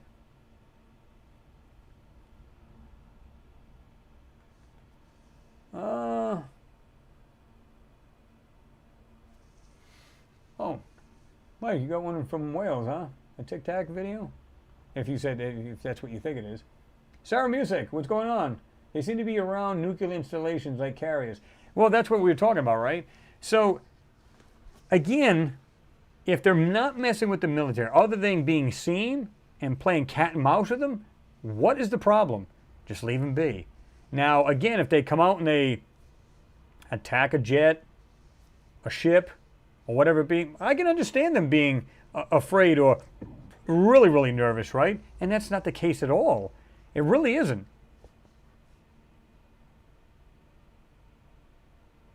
Pete's Vlogs, he said, I think they're interested in humans. Well, I mean, they say that since the dawn of time, right? That people have been abducted and everything else. You know, you always hear stories like, I hear things about abductions, and they're just being, basically, like you said, they're interested in humans, where they're just checking them out. You know, they're just, you know, some say, well, we got implants now, and, you know, I was violated, or something. I think, again, that's an embellishment. Now, is that true? Could it happen? Sure. But you would think they'd have the technology to actually just look at you from a distance and tell your biological makeup. You would think they'd know this without having to actually take you onto a ship and dissect you, basically. Or put like a, what do you call it, basically like a collar on you, just track where you're at. It just, I don't know. I don't know what to make of all that. Sarah Music, you said they've turned the nukes on too. Have they? Haven't heard about that. John Shaw, he said time machines. Well, a lot of times people are saying these are like us from the future. We're coming back, but if that was the case, we'd like go talk to the biggest leaders, like to go to the UN and talk and say, by the way, we're from the future, blah blah blah blah. There's a lot of stories you can pretty much say, well, I can believe that they're true, and some of them you just go. If you analyze it from any angle, sometimes it doesn't make sense, right? I don't know. Carmine, you said no weapons on the Tic Tacs. Probably for observation only. Well, that's what I'm thinking. If it is some kind of weird drone or probe from an alien species and they just sent it here, think about it. If that thing moves as quick as it does, let's say it was from Mars, just for argument's sake, okay? How fast, it wouldn't take very long to get here at the speed that thing can travel. I mean, it's literally, it's seconds to get from one point to another. So how long would it take to get from that planet to here? Not very long at all.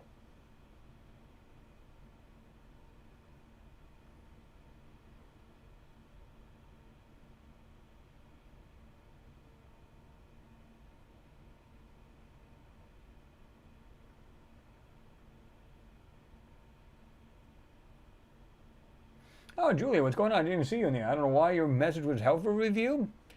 I think Woody called it a little whacked. But he said, Linda Moulton Howe will not debate me on Antarctica and lies and BS. She's putting out online about UFO bases and the locations her graphic designers faked to sell books. Total con artist. Well, that's what I'm saying. I see her and I just go, you just go read right through her and she's just full of crap. Now, I've seen her interview other people where they seem, I don't know if I want to use the term legit, and if I do, it's very loosely put. But, you know, her, you can almost see through it. It just about everybody who's into this, think about this a minute, all putting out books. It's all about this money. That's what it's about. Now, don't get me wrong. Would anybody else would like to do this? Sure. Would you like to be driving on a brand new Lamborghini? Sure. But I just can't do it with the right conscience, man. It's got to be, you know, I want to do it honestly. You know what I mean? I'd love to be on other shows where I can, especially with like, well, like Joe, other people there with, other bigger shows to get on there and actually show what's really going on. Yeah, I mean, there's a lot of stuff that can be brought to the public, but do it in the right way, right? When I see people like that, I can see right through her, And like I said, they come up with a little bit extra story every year, a little bit extra, and they tack it on, they tack it on, they tack it on, and then they over-embellish that. And next thing you know, they're going, yeah, I describe it in my new book. How about you tell us so we don't have to buy your new book? How about that? That'd be great. It's all about this. Don't get me wrong. It's like everybody can use money. Everybody can use extra money. I'm the same way. I'm in the same boat as everybody else here. I'm not rich by any stretch. But again, I'm doing it honestly.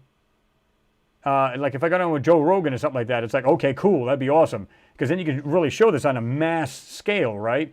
Like a bunch of people. It's about getting the information out. Now, whether you get X amount of subs in return for that, well, that's awesome, because then you can give it to more people and more knowledge to people. It spreads faster. People are more aware of it. That's what it's all about. These people are thinking, hey, Mama needs a new Lambo this year, so I think I'll make another book. Come on.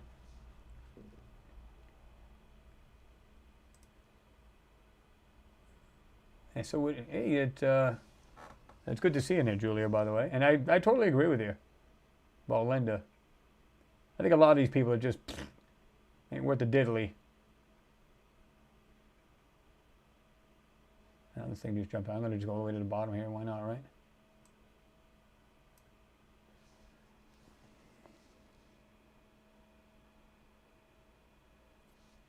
Tony Introvert, he said, super drones, I bet, but scary. Hope somebody out there because if we're alone, that's no fun. Oh, I guarantee we're not alone. I can guarantee you that. And that's just what we see in these photos, right? So, yeah, we're definitely part of something much, much larger than what we are. And that makes me feel good inside. It really does. Because even if they were creepy, civilians, whatever, when I say civilians, not the word I was looking for. But the civilization is the word I was looking for. Even if they were really creepy and really weird, it still doesn't matter. It's still, we're part of something much larger. And that's what to me is awesome. And I think from judging by that, if some of these crafts are from outside of Earth, again, they've really done no real harm. At least any real solid evidence anyway. Like I said, abductions. People claimed, oh, I was probed, I was violated, and I wasn't there. But I just find it hard to believe that these people are so advanced that they just want to start pulling people apart just to see what they're made out of. Like I said, they could probably just do a scan from the sky and go, oh, we can see what the chemical or this composition of their bodies are made of. Okay, just looking at our atmosphere, they know what we breathe.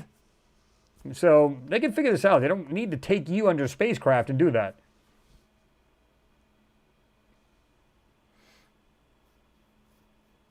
General Meow Putin says the Earth is a ghetto planet and a prison planet. Sadly, it might be true. And if it's not, it will be.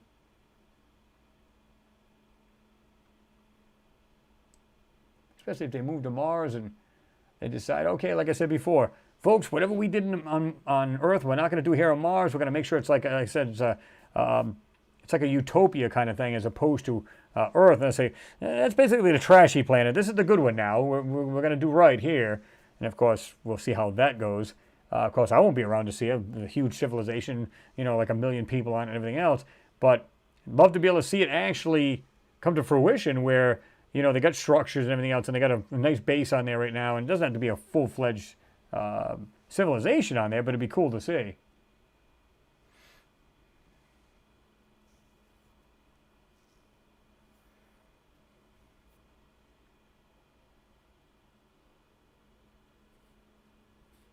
Yeah, exactly, Mike. You're right about that. You said, Chris, it's her work. It's what she does. She's a journalist. Yeah, I mean, being a journalist, I guess you can come out with all kinds of stuff like that. I just believe that, don't over-embellish. I mean, just be a straight shooter. People will appreciate that more.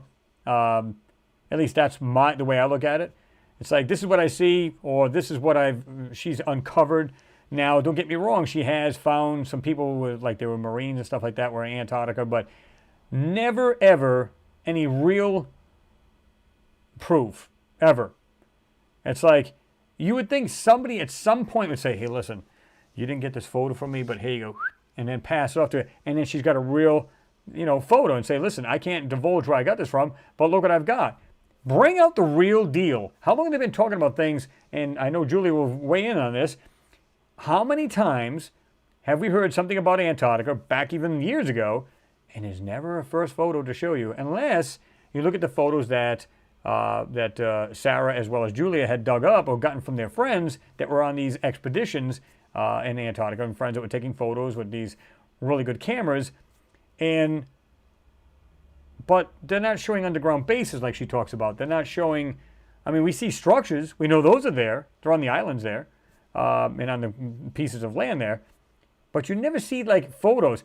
If I was military and I said, listen, I want to get this out, who knows, maybe he's on the deathbed or something like that, give her the photo.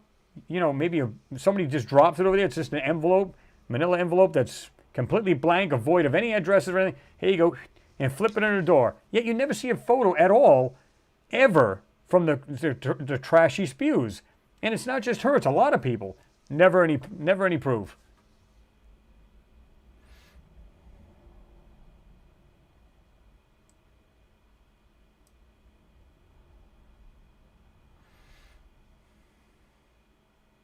John Sharp, you taking off? Good to see you in there, man. He said, night, people. All right, man. Thanks for joining us, as always. Hope you have a good weekend there, right? Mr. 7-Digit, what's going on, man? Good to see you in there. Giorgio looks like a hybrid, LOL. Oh, he stuck his fingers in a socket. But he seems like he's all right. But again, he's kind of the same way. He'll interview people, which is great, okay? So you can't really lie there. But sometimes you can have them say extra things to embellish their story, right? And I guess that's what makes good material, I guess. But you want to know that the information you give it out is the truth. At least pretty darn close to the truth, right? And it's just a big cat and mouse game they play where it's like, or they'll team up with other people and they'll go, yeah, because I'm popular, you're popular, we can make this big video and we'll really be popular, we'll be making bank. Again, I understand that, money can be the driving force. No shit. Everybody would love to have a couple extra mil in the bank right now. We just don't have it, right?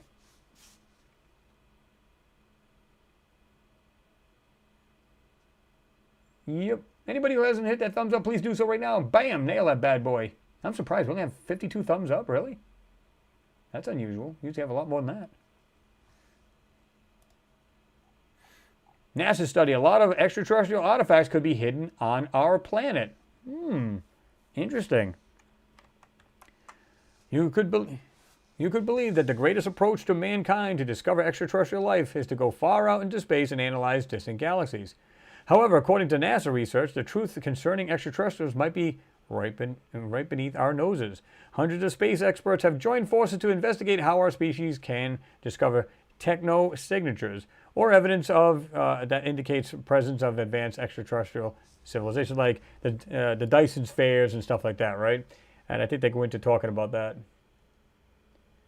The truth may be discovered not in space, but on our own planet. Some of these warning indicators are unmistakable. For example, if a large number of radio waves are discovered emanating from a distant star system, this might be a sign that it is home to intelligent extraterrestrial life. We may potentially explore extraterrestrial civilizations by looking for Dyson sphere, there you go, which is hypothetically power plants placed around a star to harness its energy.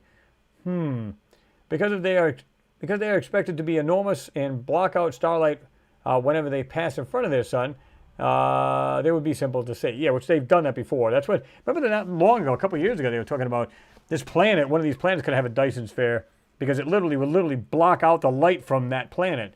And it would just, you'd see it come, and then it passes over, and then it's gone.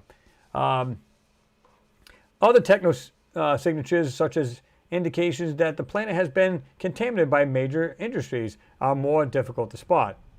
In the latest paper, scientists also make the intriguing claim that our planet might be harboring extraterrestrial artifacts, some of which could have been produced by extinct civilizations from Mars, Venus, or perhaps Earth.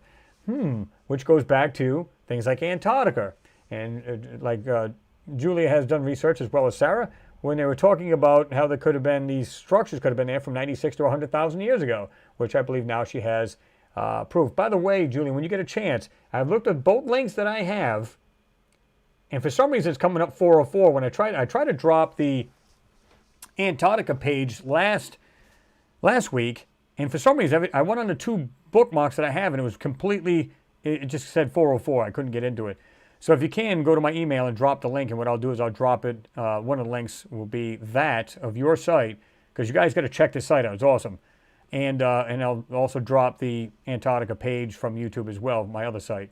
So just check it out. But I definitely want to get that from you so I can drop it. I wanted to drop it. I'm going, what is going on? Why aren't these bookmarks working? I had two of them, and yet they were both, weren't working at all. So if you could do that, it'd be appreciated.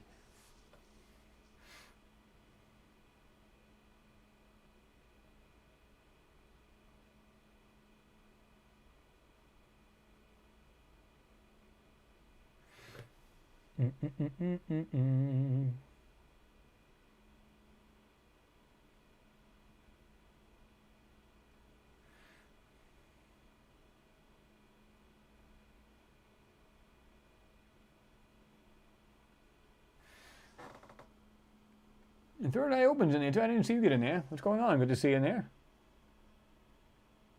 Juxtabilly's in there. I didn't see you in there either. It's probably because this thing, I go to scroll down, it just jumps on me here. It just literally becomes a hole. And then, of course, once they go in there, it just changes back to the ground. I don't know. That's pure sci-fi, of course, but how do we know what they're capable of? I don't.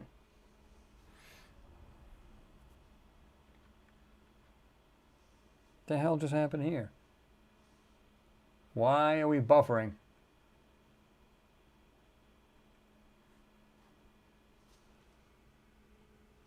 Why are we buffering? What's the deal here? It just literally becomes a hole. And then, of course, once they go in there, it just... That is weird. I don't know.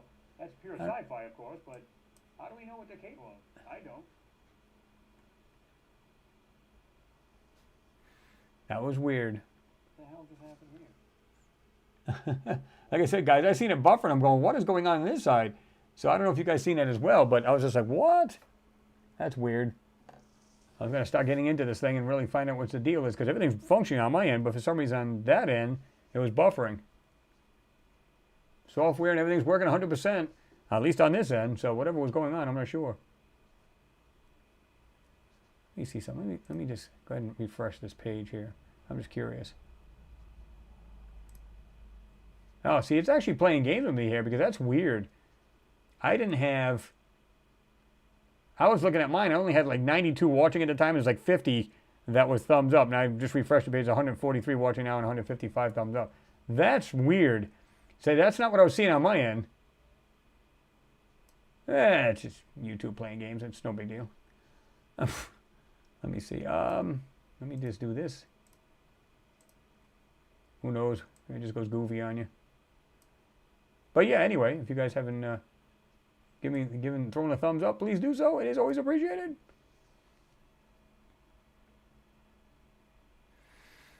Mr. 7 Digit, you said Google data centers due to the storm on the East Coast, maybe? Well, that could be.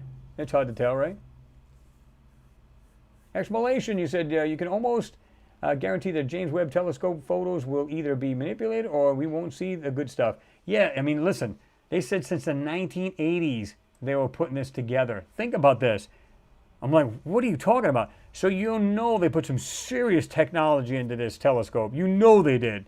So if there's anything out there and they're going to be looking at different light spectrum, infrared and everything else, you know for a fact they're going to find some crazy stuff out there. Will they ever divulge it? Probably not.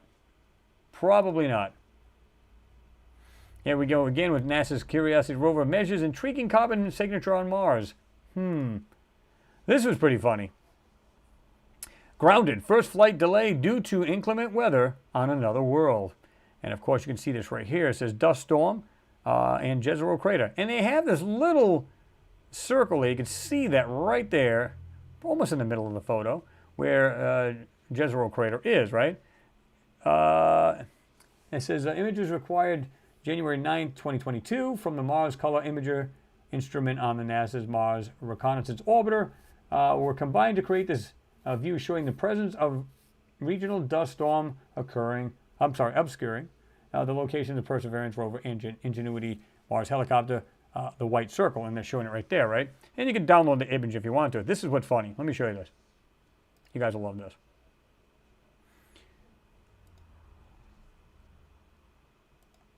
Now, this is the original photo here on the left, and this is the one on the right. And you might say, why the hell is it so damn dark? I did that purposely. If we were to zoom into this, you can see vertical blurring here. Absolute vertical blurring. Now, why did I darken this? Well, you can see it right here without darkening it. Right here. Look at this. A square right in the middle of the photo where the circle is, but all the way around it is completely blurred. Let's have a closer look at this one. See this much better on the right? Imagine that. And look. Oh, there's a compression artifact. You zoomed in too far. Really? I can keep zooming out and I still see them. You should not still see these compression artifacts zoomed out. You should not do that. Now, any photo you usually get into, you can zoom right in and all of a sudden you'll see it break apart. That makes sense because you're literally up against the photo. You know what I mean? So you're going to see the photo itself. But yet, look at this. Are you kidding me? Again, I can see him. I can still see him. I can still see him. Right about there. I'm completely zoomed back out where I had it. Now, I did make this picture much bigger. But still, I can still zoom in right here and see them right here. And yet, you can see it's pretty clear around this little circle. Imagine that. Look at that. No, they're not playing with these photos, folks. I promise you they're not. Give me a break. Again, they're just messing with these photos left and right because we're all a bunch of mushrooms and we wouldn't know any better. So, you know. Tim Houston, what's going on? He says Space 99, those ships. Oh, yeah. Remember that Eagle one? You had all of them? Love that show. I can still watch the old ones. They're awesome. Love them. King of Heiko Mungo, what's going on? Oops, got a mask on.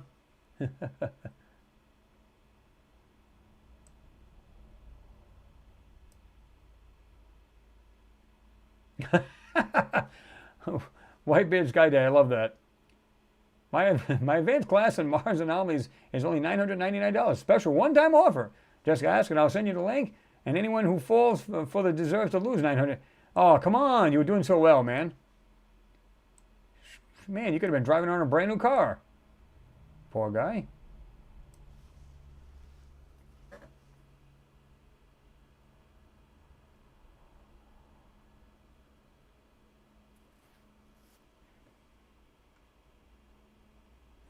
Mike Nappy said, Chris, they are filming everything coming and going. Guarantee it. Absolutely guarantee it. Like I said, I just wish people were more aware of what's going on. Our government's not just doing one tiny little thing, right? They know it's in Antarctica. They know it's on the moon. They know it's on Mars. Probably none of it was ours. Now, I'm not saying that we haven't built something. You know, obviously we built bases, military bases in Antarctica. Why? Because we want to build something that we can stay there year-round and actually check out these anomalies or these objects and everything else that's in that area. Like in McMurdo, rather, stuff like that. So, you know they're going to build bases, which they did back in the 40s, like just below the ground to keep out of the elements and stuff like that. So you know they did this. It's like if you're going there for core samples, you wouldn't need to build a base. There's just no reason for it. You may go there in a tent. Maybe there's other structures that are already there, meaning our own researchers and stuff like that. You'll visit them and then you'll leave for core samples, which they have done. Now, as far as like, you know, the only reason why you would live there year-round is because there's something there that you want to just keep studying or looking into. It's as simple as that, right? So when you put all of this together, you know there's something much more going on than just our regular life, going to work, watching our little, you know, reality shows, you know, like I said, throwing bonbons down your throat, you know, stuff like that. No. It's much more than that. And I think people, if they can just wake up to that fact, again, just this photo alone is a bunch of BS. It's all completely been blocked out. I think this is a real photo of Mars, to be truthful with you. Of course, they say it's a, what do you call it? Basically like a composite. But I believe it's the real thing. Because it always amazed me that they go, well, you know, we put this photo together just so it's more pleasing to the eyes, more aesthetic. And I'm going, okay, so let me get this right. You can't put a regular camera on the LRO. You just can't do it. Of course, you know they can do it. Of course they can. And they have. The camera's insanely awesome on that MRO. The high rise, it's...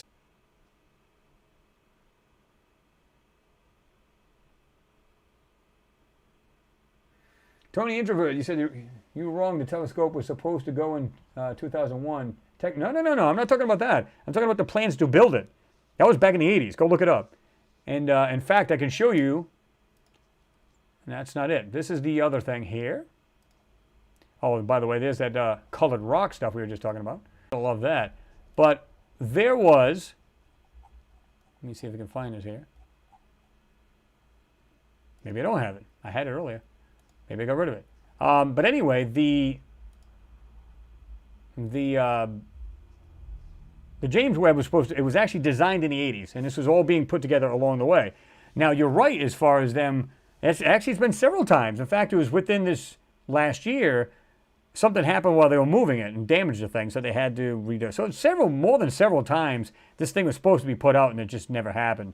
Whether it be some kind of error on their part or technology upgrade, before they just come up with something, hey, no, before we launch this thing, let's take that part out. We got something that's even more sensitive or a lot better high tech. So they've done all these upgrades. So you can bet this thing is the most sophisticated telescope, or anything we've ever made is right in that telescope. And it's going to find everything we need to know. And, you know, whether they'll tell us the truth about what they find, who knows?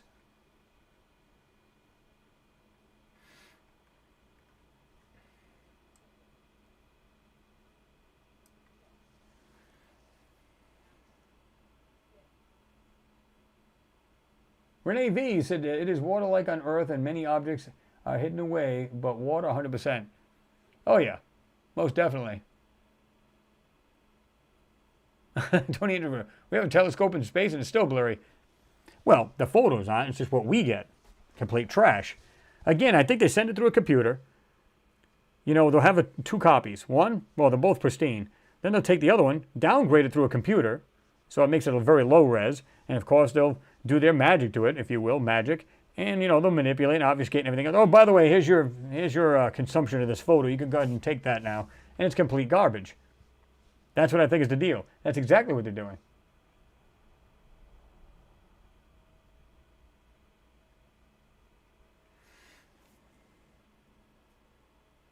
Marco Besti said, good evening, morning all. Are we ever going to get full disclosure from the governments that other life exists? The money and power play is way too important to them. So many try like us. We are alone. We alone. Yeah, I mean, it's going to be slow disclosure. We all know that. They're slowly working into it, slowly getting people acclimated, and I don't think there's any need for it. But I think they're going by the average public, right? The average public doesn't even have a clue what's even on the planet. They might go, yeah, I heard some thingy landed on Mars, and that's pretty much, can they tell you about the rovers that have been on there? The Sojourner, Spirit, Opportunity, Curiosity, Perseverance, Ingenuity helicopter. And of course we had that other little robot, had the skis that walked, and I forgot exactly what that was called. I think it was the M-Prod, or M something like that. And it was way prior to that. That goes way back. And it was tethered onto its lander. And I showed you that before. And the public into it slowly. But this is the reason why channels like mine, I'm trying to get exposed big time, so that more and more people know about this, and you know, and they can be more aware, because there's sure in hell no roadmap as far as to the truth, right? They're just kind of blocking it out. They're just, I don't know, slow disclosure, drip, drip, drip. That's pretty much what it comes down to.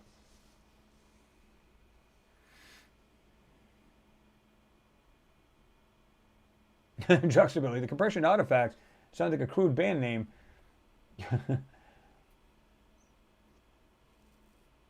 Yeah, the new alternative rock.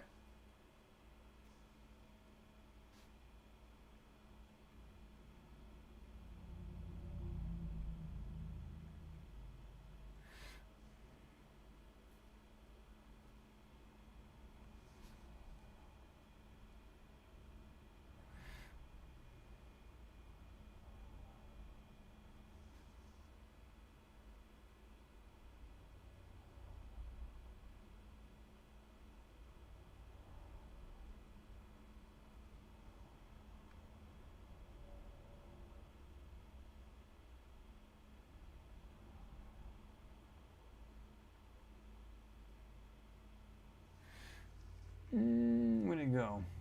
I just jumped over here. Hold on.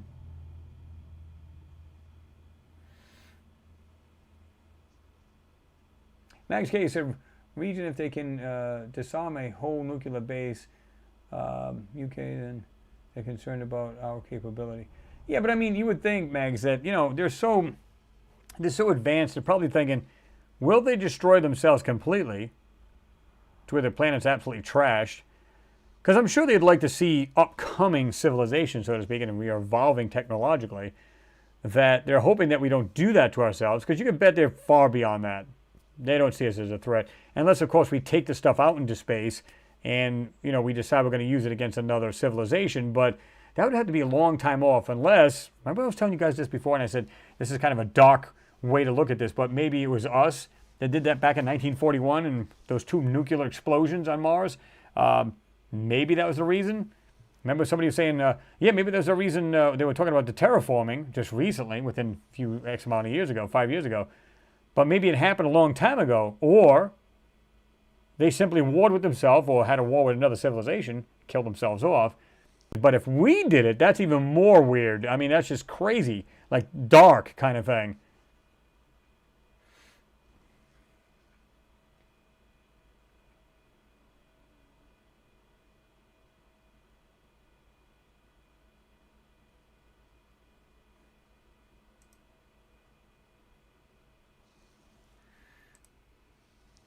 Okay. Not sure why that did that either.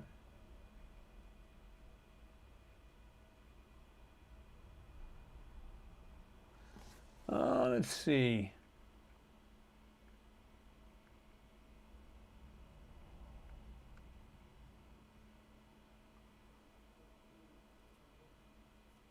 Great, bro. I like that. Nasser is pissed. Now you will suffer. I mean, buffer. Yeah, I just noticed that. I was literally talking and reading your comments. I look at my, it's not even on play. In other words, my stream's not even live. Like it stopped and just stopped. Like it paused, like it buffered and stopped. It's weird. And we haven't had this happen before. Well, yes, we did. Shouldn't say that. But it's just weird how it's kind of going on, right?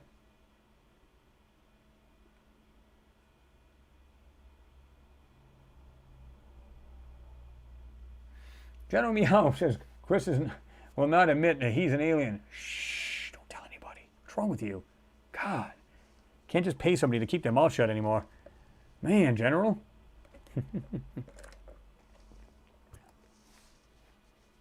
I'm actually kidding. I'm actually from Mars. I'll show you guys my city soon.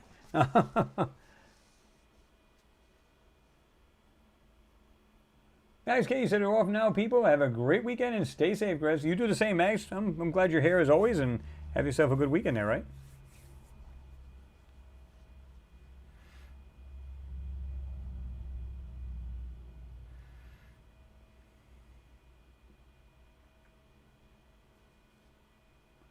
What's going on there, Ricardo? I haven't even seen you jump in there. Say, Google not letting me do a super chat tonight. Huh, that's odd. Well, it wouldn't surprise me. We've been having buffering and stuff like that. I wonder what's going on with that. I mean, I don't know if you could do the, what do you call it, the PayPal thing, but that's up there too, the link, if you had to. Terry Kelling, what's going on? He said, Chris. Yeah, Chris, that just happened to me. Yeah, imagine that. It's like I literally just looked at the screen like you guys see. That's why I always have this computer on so I can see what you guys see. And I'm going, everything's working on my end. I can see the software, everything's working up on that monitor. Everything's here on this page. I know everything's functioning 100%. And then I look over here and it's buffering. I'm going, what's the deal? So it's not on my end. Everything's working like perfect here. So that's kind of weird.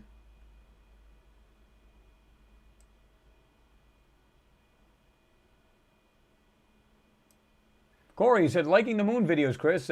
You've done, Chris. Well, I appreciate it, Corey. Yeah, I mean, we're trying to do a balance. I got a bunch of those to do, too, by the way. So you'll see more moon coming up and obviously more Mars as usual. And then we're going to be getting to some more stuff. So, yeah, definitely some more cool stuff coming up.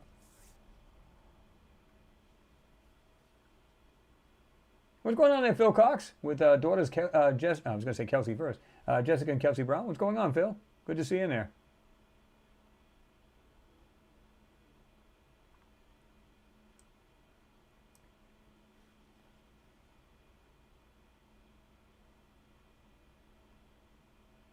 Yeah, it's weird, Leslie Ann, that we were just talking about. Chris, you keep cutting on and off. Yeah, it's like they're messing with the stream or something. That's just weird.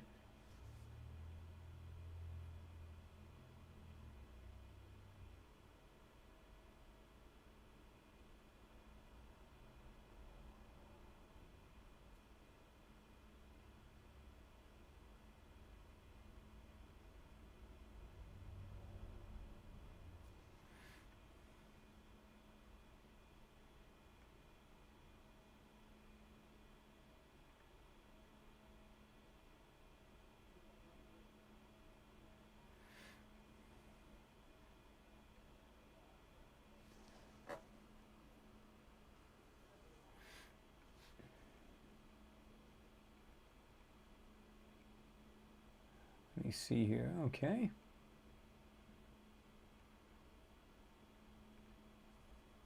Kyle, you took. I think our president is. Yeah, well, that's an understatement. Yep.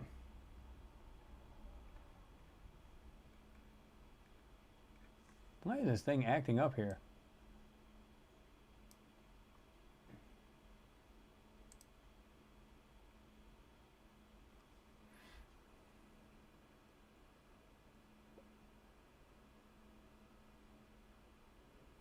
Julia, you said I'm 100% part of the reason you are having issues. U.S. government, National Science Foundation, and NSA are all over me. I will depart, and hopefully they will leave you alone. Nah, I don't think that's the issue at all. Every now and then you'll get that. You know what I'm saying? It could be anything. It could be the amount of streaming going on. It could be something overloading their servers. It could be just anything. Because remember, I'm not the only one ever to be doing live streams, right? So that could very well just be something stupid on their part. It happens from time to time.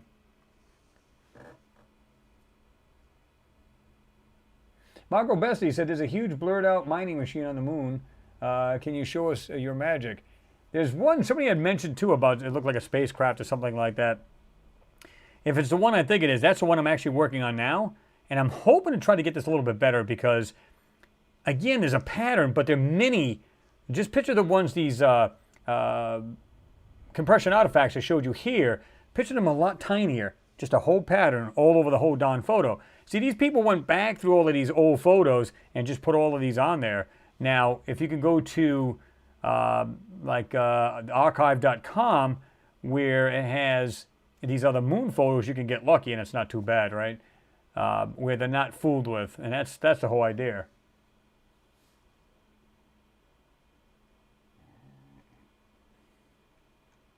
Scratch, you said it's all running great here. Well, I mean, from time to time you'll see that. And like I said, it may just be their servers. It's not a big deal.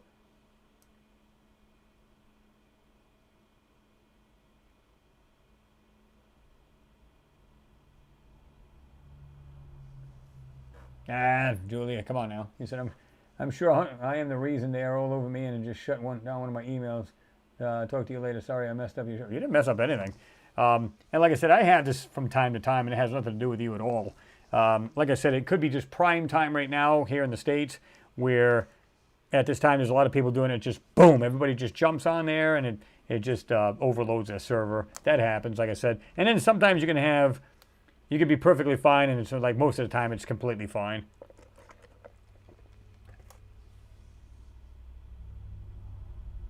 Mark Daniels said your live feed is being filtered. Well, like I said, it could be anything from a server problem. It could be anything, right?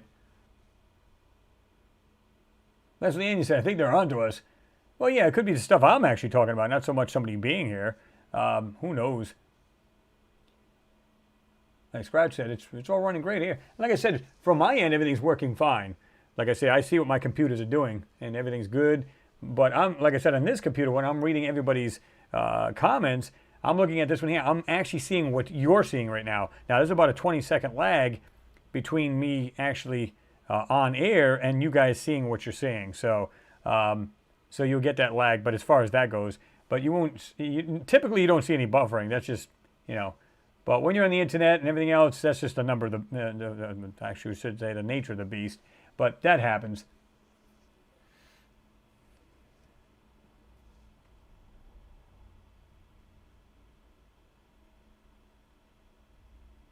Great for All says, NSA, we can make you a buffer and we can also make you suffer.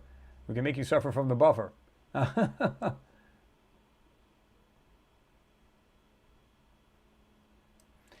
Great for All, he said, any new Venus videos planned?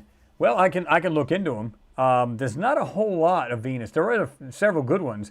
So I'll be looking into that anyway, right? Anyway, so we'll see what's going on.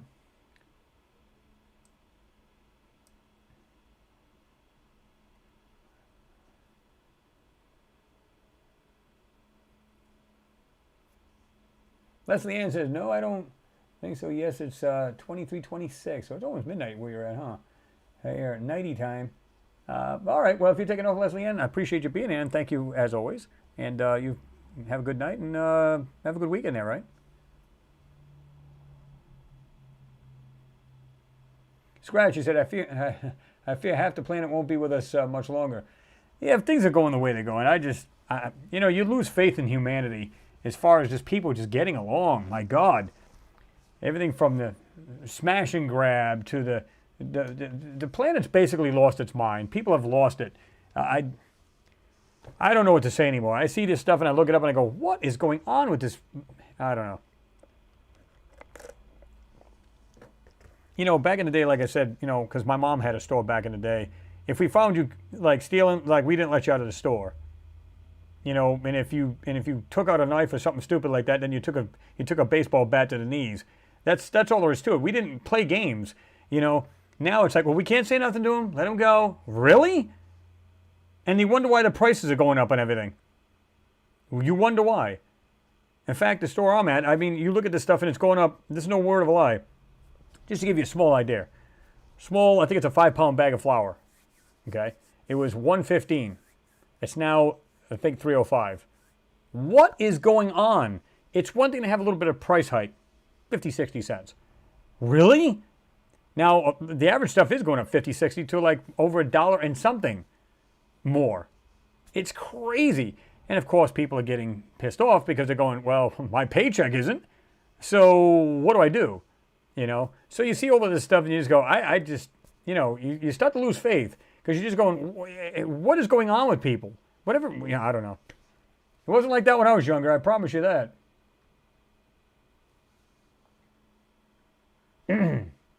Dean Brazil, what's going on? You said, I hate people. Take me back to the 80s. I hear you, brother. I hear you.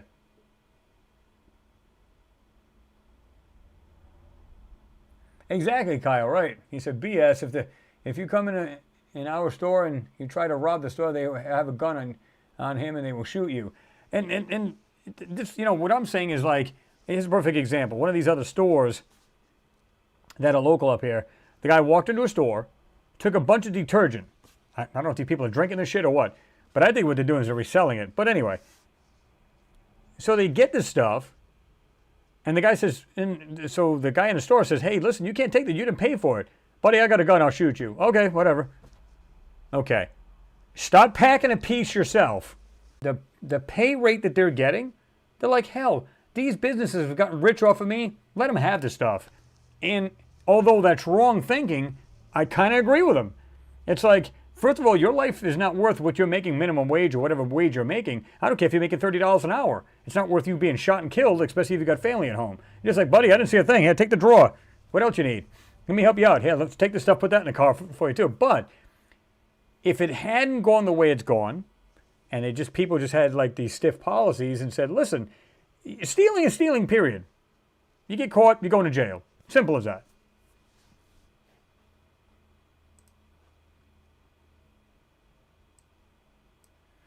One thing I don't like is a thief.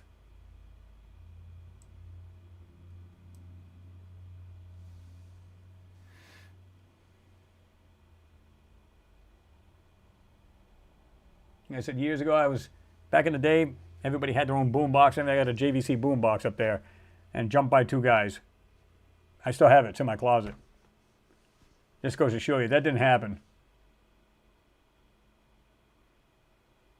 There you go, Whitebeard Sky Daddy. He said, calm down, everyone. The United States government will fix everything by printing more money. Yeah, so we can make it worth less. Yeah, exactly. Well, here's the funny thing. Corey, you mentioned this. You said very rare in England someone has a gun. Here's what's really wild. I believe it's in Louisiana. You guys can correct me, but it's a law. You should have a firearm on you. Crime rate's low. So it's not because of firearms. People go, oh, you got to ban the firearm. No, no, no. Think about it. If everybody you knew around you has a piece, what's the chance of you violating somebody else? It just won't happen. I mean, I'm not saying there's no crime, but I'm just saying it's a lot less of it because, you know, if I try to break into this person's house, because that's like that here anyway. If you break into somebody's house, you pretty much had a bad day. You know, because it's people who just go, listen, I don't care if people have problems with me, but you break into my house and my family and I'm here, I hope you made peace with God. That's all there is to it. You're a dead man. So, but if everybody's carrying, people are most likely not to mess with the other person. It's as simple as that. Now, you might say, well, if nobody has a gun, then it's just as good. Well, it is, but it isn't, because if you don't have a gun people will still, they know you can't protect yourself if they see you weaker. So if there's a real big person or multiple people and they're coming after you, you got no way to protect yourself other than try to fight your way out. And if there's 5 or 6 of them, you pretty much got a beat down. And, you know, so that's the problem. But when everybody's packing, there's a good chance you're not going to get away with that. So, yeah.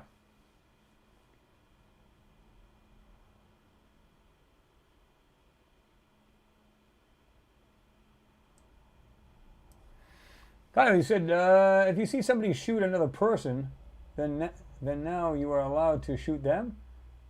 Now who's going to pull out? Now who's going to pull out a gun? Well, here's a good example. We heard it before, and I think this was happening all over the States and maybe even the world, but at one point there was a lot of problems in malls, okay, where you have some of these terrorists. Okay, what would happen? Two things. There's two ways this can go. Nobody's carrying a gun except for the terrorist or these bad people. I don't care if it's just a crook trying to steal. He's pointing the gun at everybody else. Now, would you still get away with that if you walked into a mall that everybody's packing? No, because everybody's going to go drop the gun or we're going to make you Swiss cheese. So, you know, you would more likely drop the gun or just take a few bullets. So it can work either way, right? Violence is, you know, the gun's not a bad thing. It's the violence. It's the people up here or off the deep end that to me, they're cowardly that they got to use a gun. Back in the day, I don't know about you guys, but when we had a problem with somebody, we beat the hell out of each other. And we learned to respect each other or just walk away, period, right? So you either took a beating, you either took an ass whooping or you gave one. That's how that went down. So, you know, but now it's like, don't touch the person. If they want to steal, let them steal. Really? No. If I still had a store today, that wouldn't happen in my store. Exactly, Ricardo. Exactly. He says, as a comedian, Chris Rock said, guns don't kill people. Stupid mother effers kill people. You're right about that. It's like people are like, oh no, we got to stop the use of handguns. Wait a minute. Listen, I can walk up to you with this phone and hit you right in the temple with everything I got, and I'm going to drop you and probably kill you. Should we ban every phone? Oh, how about this object here? My son got me, the one I showed you about Mars, this little globe. Maybe you can bash it over your head. You know, it'd be all right. We'll just ban those too, all right. It's the idiot behind the trigger. That's the problem, you know.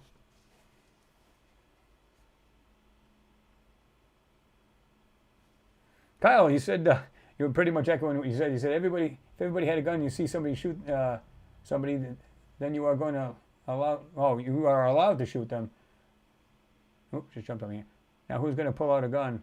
It makes sense. Yeah, I mean, and that's exactly right. And by the way, thank you again for your support. I'm going to get this all the way down the bottom here.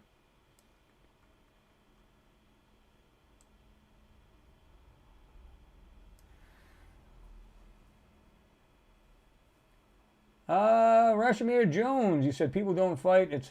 It's a lot of cowards out there. Well, it's either this. This is what I always got a kick out of too. It's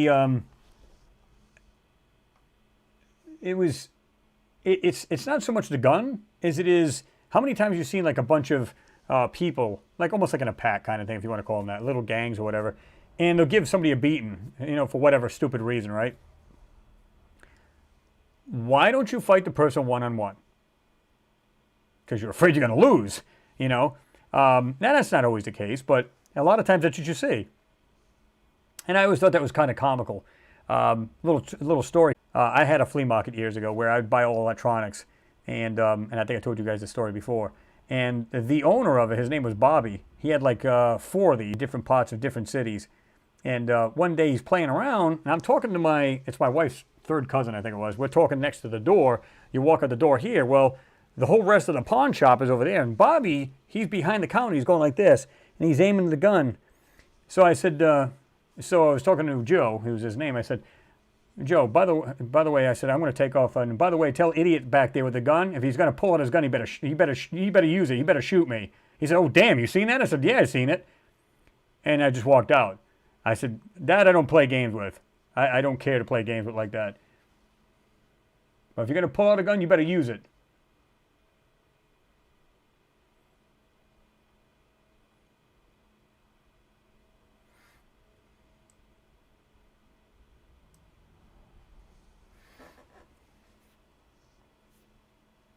Tony Introvert, he said, only fight to protect yourself. But how do you get experience? Learn martial arts. I did when I was in high school. And it's just like, what a day in their life and beat the living crap out of somebody. I'm going, damn, bro. But, you know, but everything's run so rampant nowadays, and it's just, I just don't understand it, what's happening to society. But the governments and our officials are letting it happen. It's like, well, don't stop them. So, again, if it's $950 or under, you just get a misdemeanor. You just get a little slap in the hand, you're ready to rock. Off you go, and you just steal again. Did you guys see it in the news? I don't know if it was a nightly news. It might have been where, this is great. They literally found where these people were just literally walking into like Home Depots and stuff like that, and they had all of these DeWalt, well, it was all kinds of tools, right? But there's drills, there was everything you could think of, and they had them in these like warehouses, or they had them in these storage units. They literally were taking them out piece by piece. There was people in, like, they were using themselves like a chain where they're just passing this stuff off. The whole darn thing was full. People are walking in, I'll just take all of these, and they walk straight out the door. Why is this a thing? Because we're allowing it to happen. You can beat the hell out of the guy just as long as you don't put him in the hospital. You can go. It's okay. Maybe you had a bad day. Really? I don't know.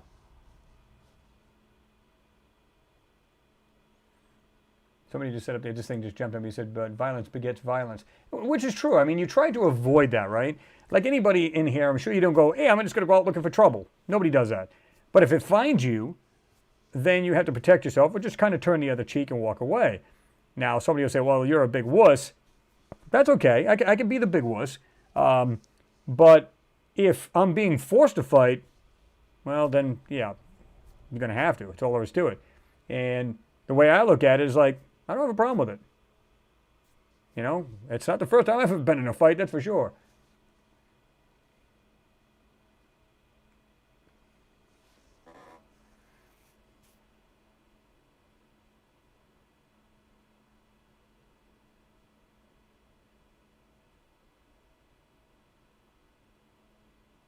Scratch, you said they only really hot on pistol crossbows here, really.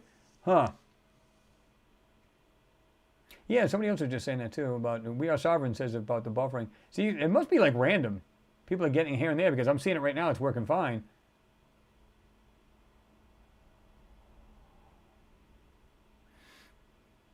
Exactly. We Are Sovereign. He said illegal to brandish a gun and not use it. Now you can, if let's say you're being threatened, if you have it in a holster on your waist and you show it, you can do that. You just cannot take it out of the holster. That's against the law. At least here it is. Ian, you said Roswell proof what really happened. Telegram held in General Ramsey's hand provides smoking gun, proof of dish crash, and recovery of victims of the wreck. Yeah, I seen that where they had done a research into that, and they never use it unless it's the last resort. That's a fact. Yeah, I look like I'm aggressive there. Look at that. That is funny right there. That's funny. Fuck is going on here? Yeah, I just seen that too. It just happened here. Because 786 Auto, what's going on, brother? Good to see you in there. He said, more buffering. Tony, introvert. Buffering. Yeah, I just saw that just now on mine. I was like, what is going on? And it was funny because I was like this. Froze. That was funny. Yeah,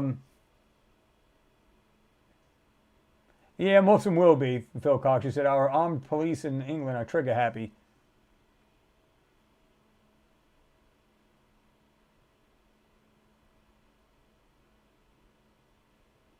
Julia said, sent you the links you requested. You have frozen completely on our screen. We are in Malibu, Cal, so not random. Tried to send money, won't let me. Huh. Well, that's why I got the other one, too.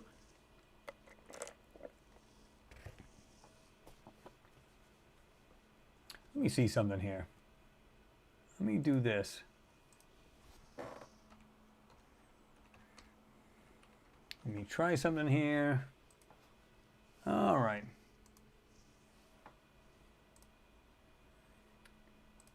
Hold on a minute, folks. I'm going to check the speed here.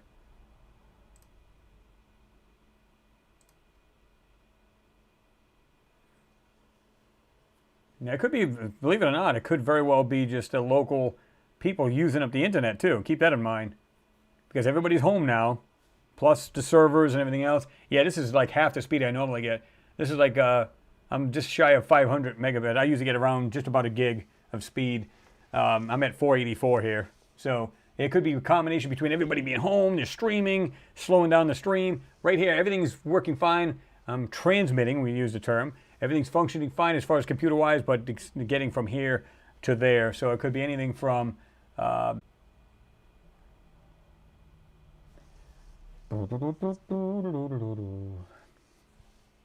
Whoops. Let's go here. What do you mean, oof? What is going on here?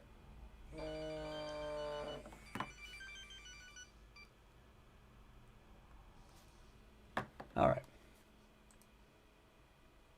I was going to say, Julia, you could have just did the other route there, PayPal or whatever, but if you're taking off, have yourself a good night there, right? I know some people said the same thing for some reason because it's buffering that they couldn't use the super chat. If you can't, you can always use the PayPal either way. I appreciate it one way or the other, right? But again, if you're taking off, have yourself a good evening and a good weekend there, right? Yeah, I don't know what the deal is here tonight, but, you know, it's not stopping us doing anything, but it is interrupting us, right? MG Toast says, Chris, you are being attacked by evil forces.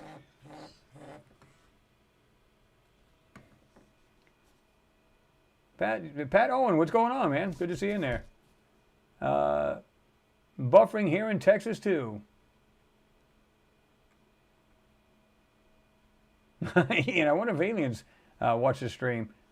Hard to tell, right?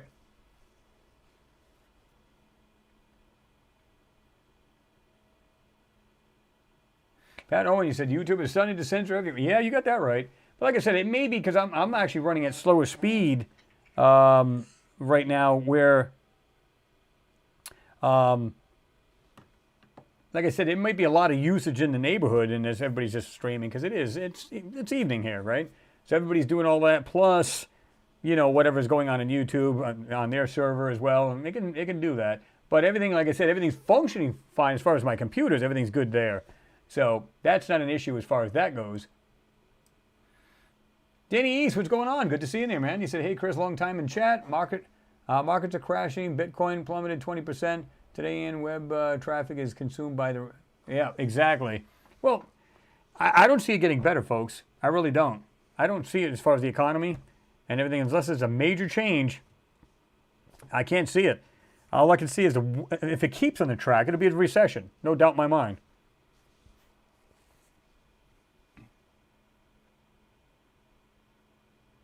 Kyle, good morning, good afternoon, good evening. All that good stuff, too. And good night, LOL. I'm just being funny. I'm not leaving. Mike Knapp's taking off, though. Good night, all. Time to shoot the moon. Have a good weekend. See you all soon. All right, Mike, thanks for being here, brother.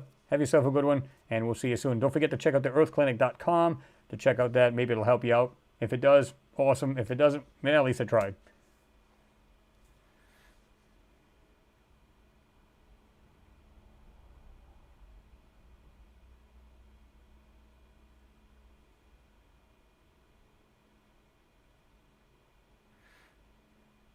Wait a minute, how's this thing going here? Leslie Ann, you said it's getting worse and inflation here is awful. Everywhere it's doing this now. And I think it's really bad, you know, when, you know, there's a lot of older people too, right? They're on these fixed incomes and all this other stuff, and they can't afford to do it. I mean, they're just like, how do I do this? I've got, you know, I've got X amount of money going to each thing. And like I said, I don't know about your areas, folks, but, you know, electricity's going up, water's going up. I mean, you name it. Everything's going up but your paycheck. And they don't know why people can't afford to do what they're doing. Imagine that. Crazy, right?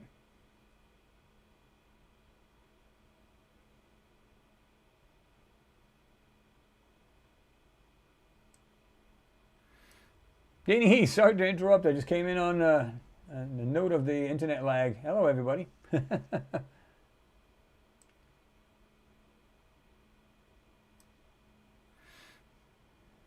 War crime, he said, I think anti-gravity has been around forever. Bob Lazar said that what they found is ancient, So I think that's the big secret they are keeping from us. Maybe it's what was in the Ark of the Covenant. Well, it's not just that. I mean, whatever they found on the moon, whatever they found there, on these Apollo missions looking for dust and rocks.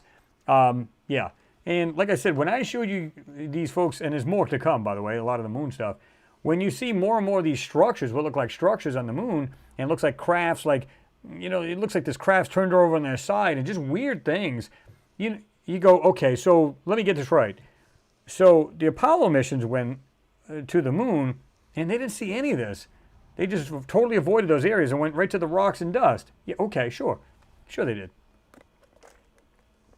You know as well as I do, they went up for that reason. That rock stuff and all that BS, that's a PR move. That's all that was.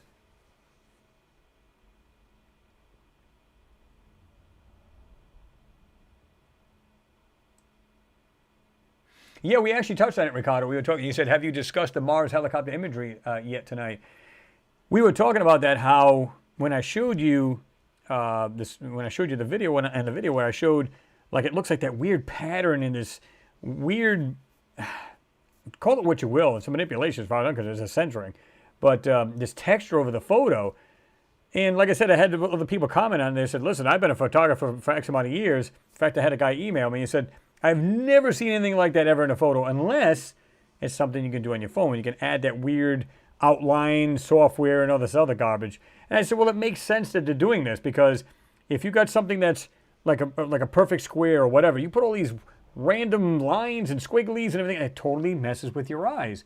But you can bring it out. You can bring it out through it a little bit. Of course, you're not going to see the object crystal clear, of course, because there's an overlay. But you can see the outline of these things. You can see where they were laying in the dirt and everything else, and that thing that had the two legs that were like this here. They're absolutely there, but they're being censored, Some things you can find pretty darn good, and some things are just manipulated over, and you can just see there's an outline to them or whatever. And then some things, they're pretty clear, like those white objects.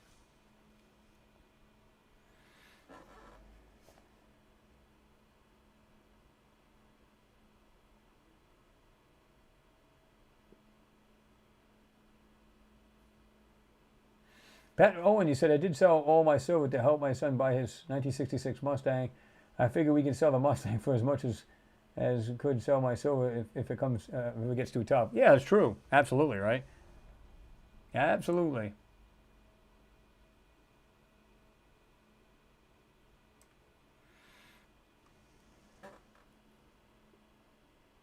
Ricardo, one of these days, Chris, will uncover my secret Bond villain base I have on the moon. Well, now I'm going to go looking for it now, Ricardo. Thanks for telling me. Oh, I don't know. Yeah, exactly, Rashomir. You said, sounds like they are destroying the system on purpose so they can't reset it.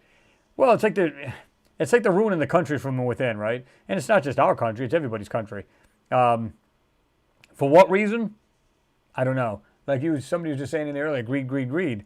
That's true, but what happens? Let's say it goes into a serious recession where everybody loses their job, all this other stuff. That's not good at all. It's just like, it's not going to help them in the long run, because they can't get richer if nobody's spending money. You know what I mean? Think about it.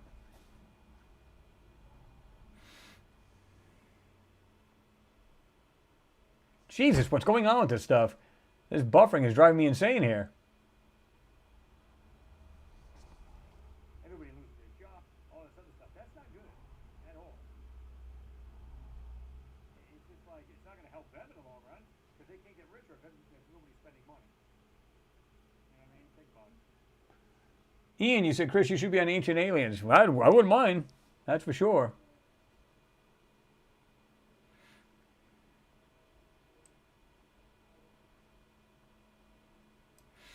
Pat Owen, he said, "I hope my leg don't break walking on the moon." Nah, you should be good. You won't weigh as much, so you'll be good. That's, of course, you're talking about the Police song.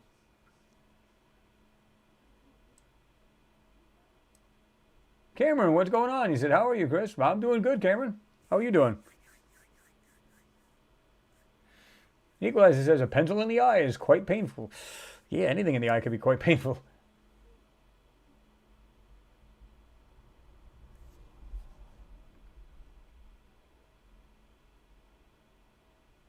Hey, no, I was wondering the same thing, Steve. You said, where's James Cragen? Usually he's in there.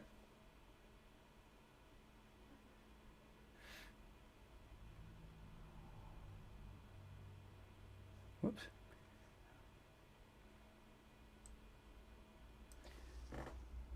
Yeah, I know. I don't know what's going on there, Tony. Internet's being a piece of garbage tonight, and this never usually happens. Exactly, Dean Brazil. Bam! This buffering will not beat me.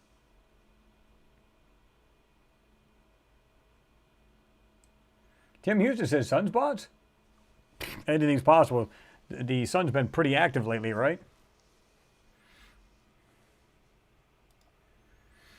Here's this weird colored rocks they were just talking about recently. When you look at this, mysterious purple coating found on Mars rocks. And somebody had asked me, hey, Chris, you gonna look at this? And I pretty much already, somebody had hinted me on this already. And when you look in the bottom right, what everybody needs to do, especially this rock right here, on this part of the rock, whoops. Let me see if we can figure out where this went. Right here in this lower right corner, right here where it's lightest, burn that area, folks. To me, when I looked at it, it looked like a bunch of little pieces in there. Almost like, now I'm not saying that's what it is, but it almost like some little circuit board. And just like you can see like little pieces, all like a bunch of little pieces, different sizes and shapes, right there in that brighter area. And you notice how they put 5 different blasts of the laser. You got it right here, 1, 2, 3, 4 in this upper rock, 1, 2, 3, 4, but there's a 5th one over here as well. So they basically blew like 5 holes in this rock. Is it possible that it's something more high-tech and just embedded in the ground and they're trying to see what the material is made out of? Could very well be, right? Almost there. Webb telescope is 90% of the way to its destination. Yep. The James Webb Space Telescope, not telescope, but now 90% of the way to its destination. Lagrangian Point 2, or L2, where it will begin its 10-plus year mission peering into the remote depths of the cosmos. And of course, it's saying there'll be months where it's going to do its, it's going to be checking its, components and everything else, and they're going to basically, I forget what they're saying. It's not so much an alignment as it is calibration. You can see right there.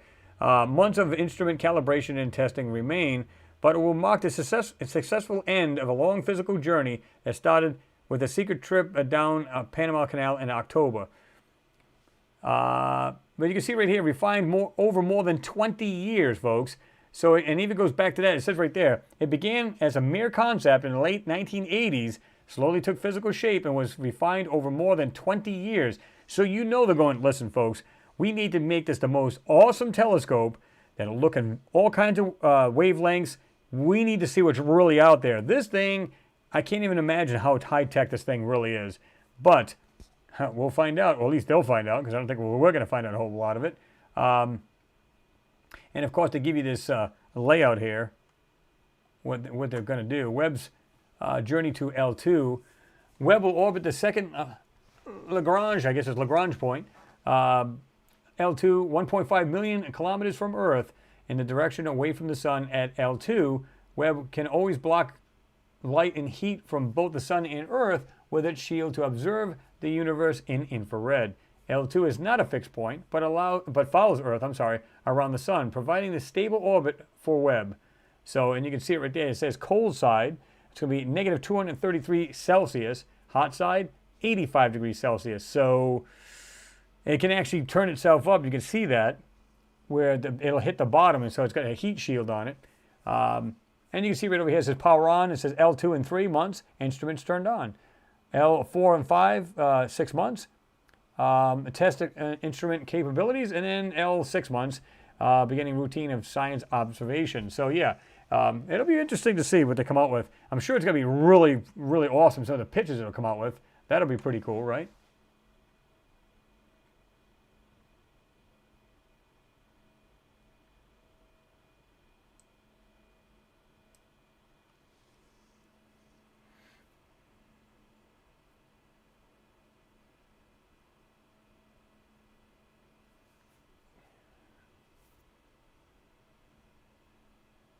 Let me see here. Hold on.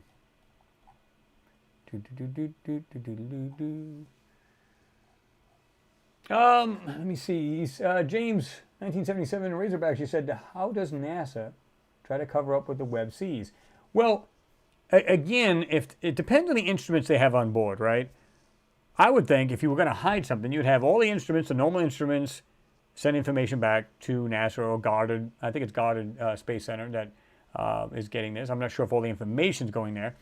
And then there'd be other, like another way to communicate, or it sends information back and a special transmission or a different frequency, basically, to send information back to maybe something that's more black ops than anything. So again, the regular public seeing what everybody else will see. Oh, look at this, this is great. And then, of course, you've got a separate transmission that comes from there, and it shows other stuff. Maybe they can do multiple things at once on it. Maybe at one time it's doing, the hell, they've done it on the rovers. Why can't they do it on this? So, absolutely. Pat Owen, you said Billy Carson took a still shot from a raw video footage. He was able to get in unfettered pictures of structures on the moon. Oh, yeah. If you pay attention to stuff, you can find it pretty well. Hey, Mervyn Grayo, what's going on? Or Gravel, rather, I'm sorry. He said, hi, Chris, great show. The James Webb will soon look back at 13 billion years and find you drinking Subway Coke. Oh, that would be good. No, it's not Coke, by the way. It's root beer. But, yeah, pretty close. Yeah, I mean, I think they're going to find out the universe doesn't end. You watch and see. It doesn't end. Like I said, we think we get all the answers. We don't have not even a tenth of the answers. They're going to find, because they're hoping to find where the first planets came out from the Big Bang, right? So if this is the center, and it's out to here, they're going to see the very end, or the beginning, if you will, of the planets and the beginning of the universe. It's going to be right here. There's going to be like planet cutoff, and the rest of it is just black void. They're going to find that's not true. It's going to be a lot more. It's a lot more out there than you can imagine. It's almost like they're going to say, hey, yeah, there's my neighbor's yard, the fence right there. You're not going to see like an end. That just keeps going. There's going to be multi-universes.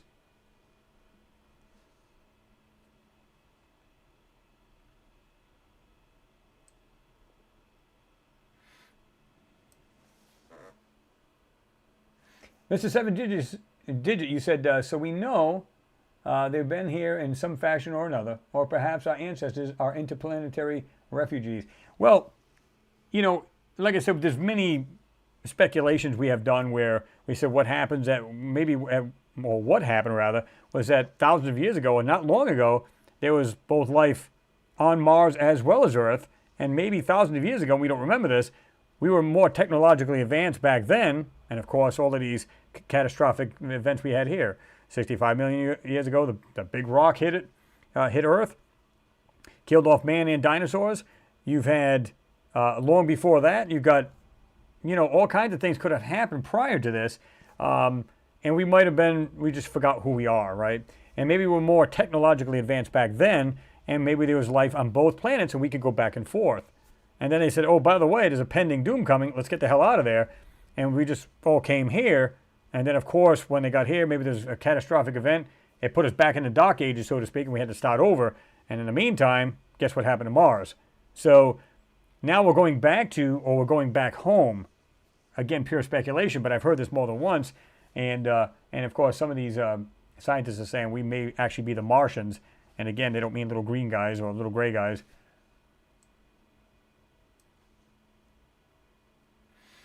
Yeah, Rashomir, you said it was a galactic battle. Yep.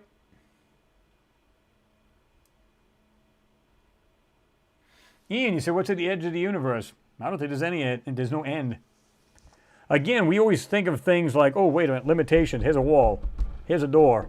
We see things, we can walk into it. But that doesn't mean there's limitations out in space. Think about how crazy that sounds. Try to wrap your head around that. Like I said, and I said, if you could picture yourself being like Superman and just flying out and just keep flying until you become what they think is the edge of the planets in the universe, starting from the Big Bang, so they're the oldest planets outward, or the beginning, if you will, of the planets and stuff like that. So, but what if you could just keep going? There is no end. It doesn't stop. That's crazy because you're always thinking, limitations. If you were to get up and walk a straight line right now, you're going to walk into something. But out there's no stopping. It just goes on. So, again, you're like this cosmic piece of dust. And, it's crazy. I don't know. It's trying to wrap your mind around that. It's crazy, right?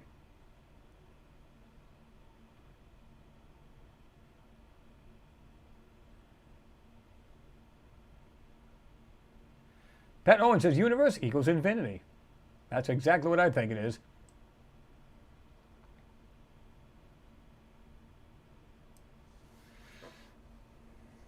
Steve Gonomy said they have discovered the universe existed before the Big Bang. Yeah, I think it's just always been. That's all. And it might have just been an event in a particular event in the actual universe. Doesn't mean it started from one point. This is the reason why people are having a problem with it. They're going, so you're telling me out of this dark void in this vast area of nothing that this bang just happened? Or universe always was, and it just happened to be a cosmic event. Who knows? That's what I think. And I think we're going to see multi-universes. I don't think we're going to see just ours. It's going to be multi. It's just going to go on and on. And that's even crazier because then again, I don't know how anybody would think otherwise anyway, that we're not the only ones around. Come on.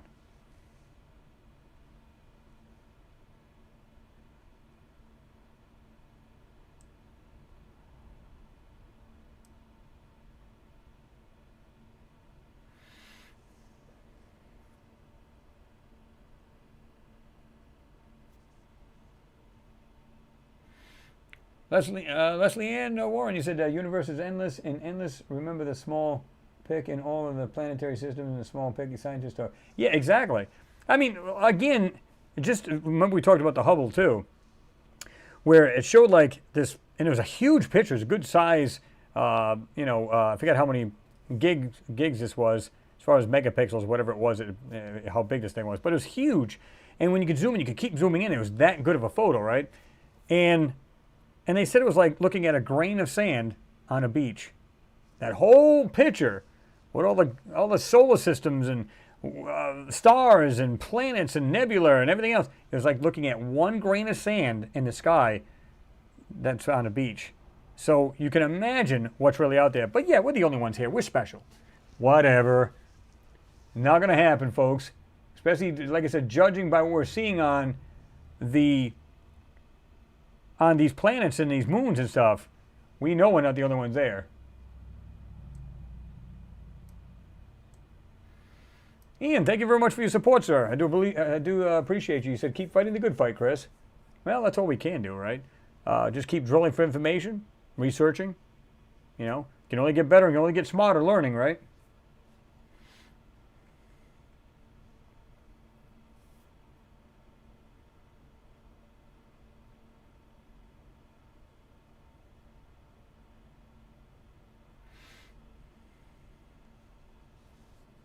Cygnus, you said, first thing you learn in school, 0 plus 0 equals 0, pretty much.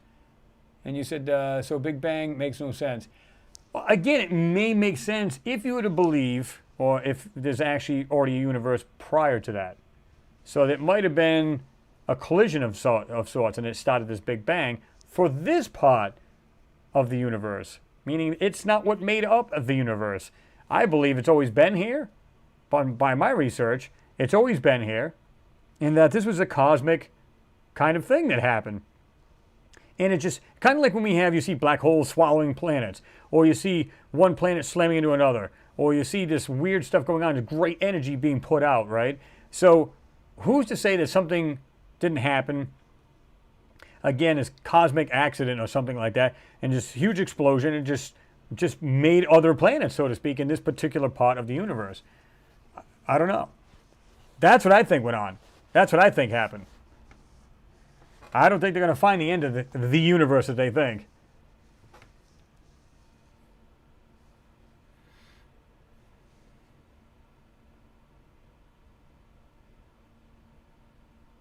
Reverend Gravel, you said, my thesis, entering into infinity, could take a while. That's true. Yeah. Yeah, exactly, Pat. They say that the universe is almost 14 billion years old. I don't think they have a clue. I mean, well, I shouldn't say that. Judging by what they're seeing at the beginning of time, as they believe it is, as of right now, the information we have now, I think that's going to change with the James Webb. Kurt Abanis, what's going on? Good to see you. Hi, people, what's going on? Not a whole lot. Just talking some science. Oh, yeah. I don't know about you folks, but I feel for these people over in Tonga. That's just crazy. Of course, it was, we're talking about off the coast of the island. But still, it's just insane.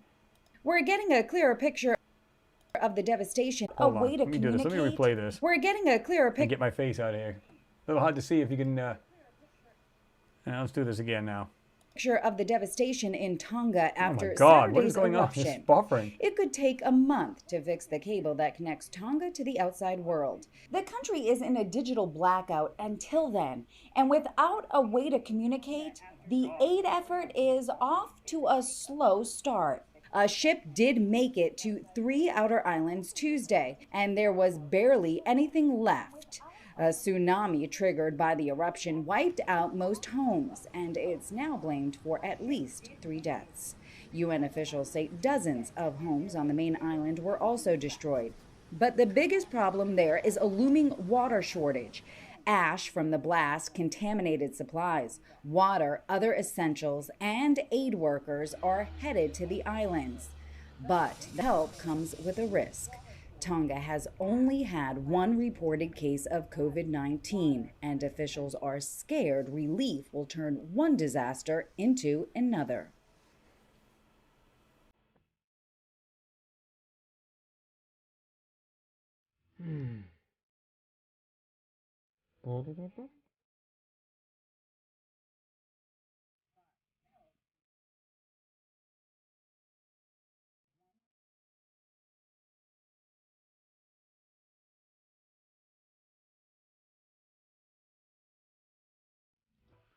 This thing jumped into Canada, which we weren't trying to go into that.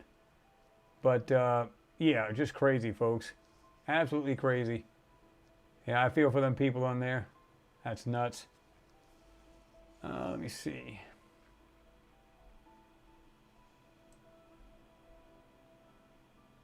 Reverend Gravel, thank you very much, sir, for your support. I do appreciate you. I love the GG. I love the good kind of thing. All right, let me see here. Let me turn that back down, seeing audio's back. We still having a little bit of buffering here and there, but seems like it snaps back within a few seconds, so it's not too bad. And James Craig had decided to grace us. What's going on, James? We thought you went MIA, and I'm glad you're not. So good to see you in there, brother. Yeah, Ian, I just disappeared like this. Poof. No, I just got rid of my face. We can watch that video. It's like poof, watch me disappear. Kenneth, what's going on? You said somewhere in me is a curiosity center. I want to know what's over the next hill. You know, people can live longer without food than without information. Pretty much.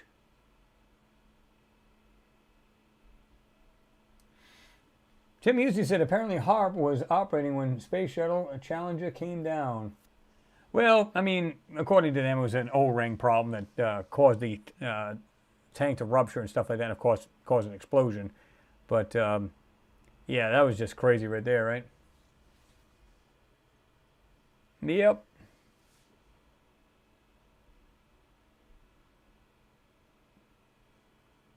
Let me see...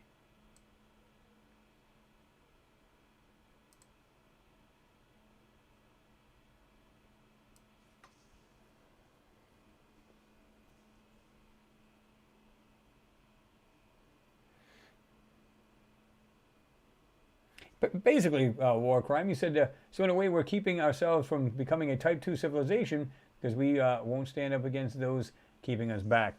Think about how far we could have been so far.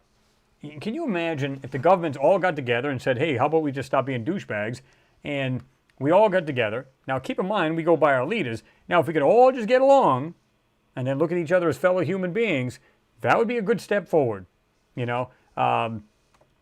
Because to me, we could have been already spacefaring a long, long time ago. And if they didn't suppress a lot of the technology, again, we would know, and I think the government already does know and already uses it, excuse me, that it's high tech. Maybe the anti-gravitics they've been messing with around since the 40s, that, maybe they are spacefaring already. But as far as the, public knows, we don't know that. We think we're still in infancy kind of stage where, well, we got little rockets now. We're on firecrackers and stuff like that. We went in, the 60s, early 70s, and we're really coming along. And in the meantime, they're messing around with spacecraft that probably can just zip right across and, go wherever the hell they want in no time at all. Maybe back and forth to Mars. And you're talking about hours as opposed to months. And just go where they want, and they're good to go. And I believe they can actually do that. And I think they've already been doing that for years.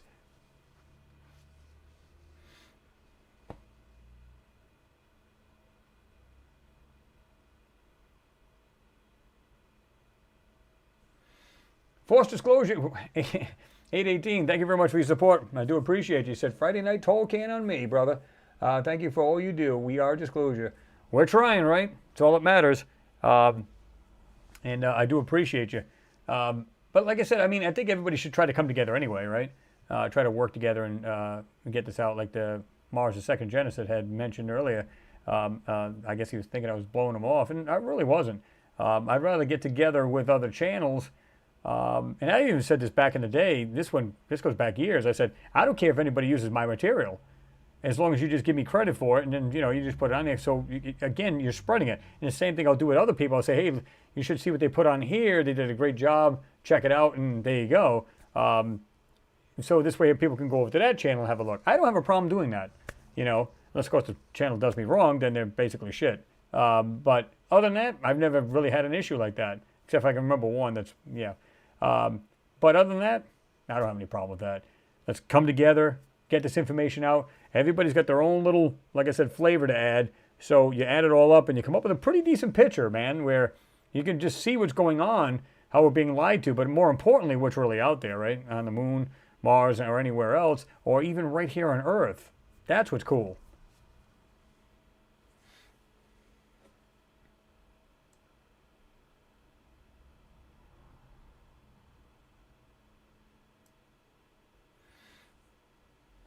Noodles, what's going on? I don't even know if I said hi to you. What the hell is it? Is it Apollo 12 he's going to be doing? I know he had the short piece, and he said he's going to be doing like a whole piece on that.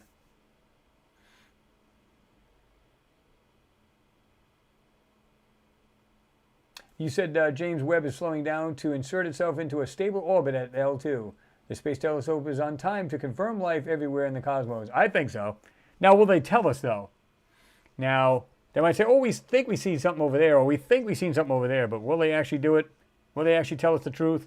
I'd love to think so. It'd be nice.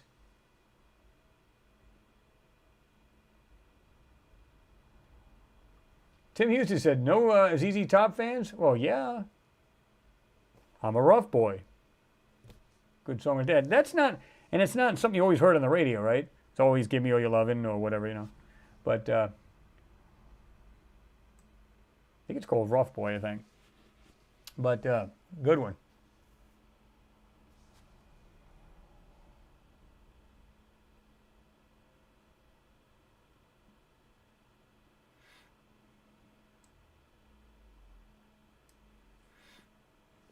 Scratch, you said you could listen to when HARP is being used on HF radio on 2.750.0 lower sideband. That's not a birdie though, is it? Sometimes you can get these weird birdie sounds and everything else down there. Mikado, he said, my glass is generally 100% empty, so please excuse me while I traverse the intergalactic living room to the outer reaches of the kitchen. Good one.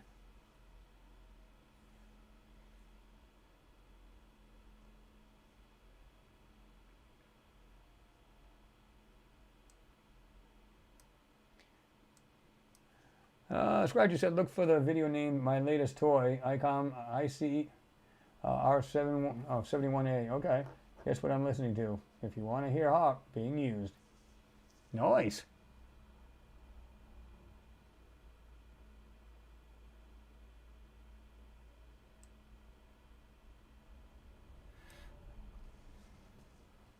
Yeah, there you go, Ricardo. Just ask NASA to take an image of Cydonia region with the JWST and bet it suddenly develops a problem. Oh, yeah. Ah, sorry, guys. Something went haywire. We can't figure it out. Yeah, I heard about that too today. Leslie Ann, you said Sad Meatloaf and Louis Anderson, yep, passed away, which is really bizarre. I think Meatloaf, he was what, in the 60s? Where I think Louis was 70s, wasn't it? Oh, I got him twisted. It was the other way around.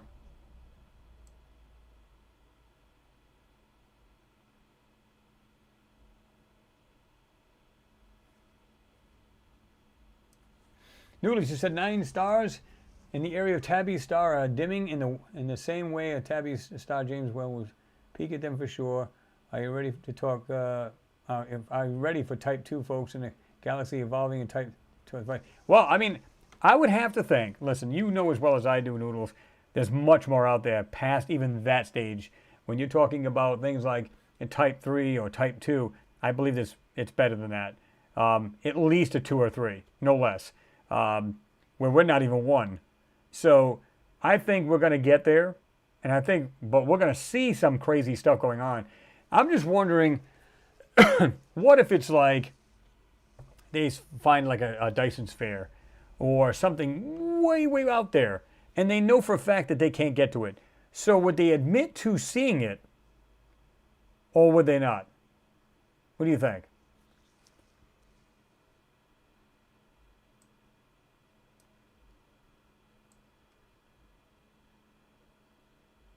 What's going on there, Oliver Klein? Good to see you in there. I don't know if I've seen you in there earlier. That's the end. No meatloaf at my age, Chris.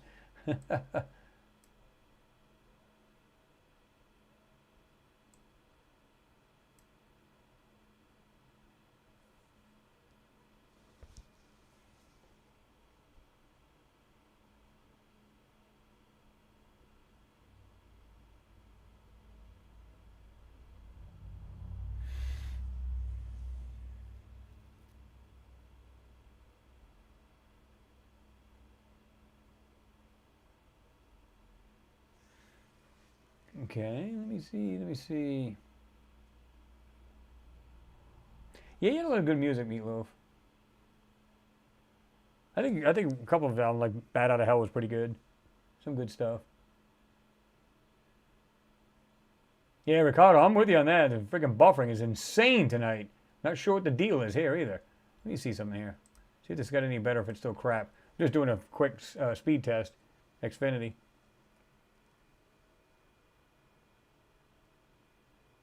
Like I said, everything's working 100% here and on the bench. It's just whatever it's doing outside of the house is a whole different ball game. Yeah, I'm still like at 500 megs, which is insane.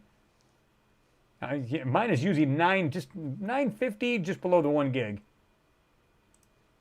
So I'm not sure what the deal is there with that, but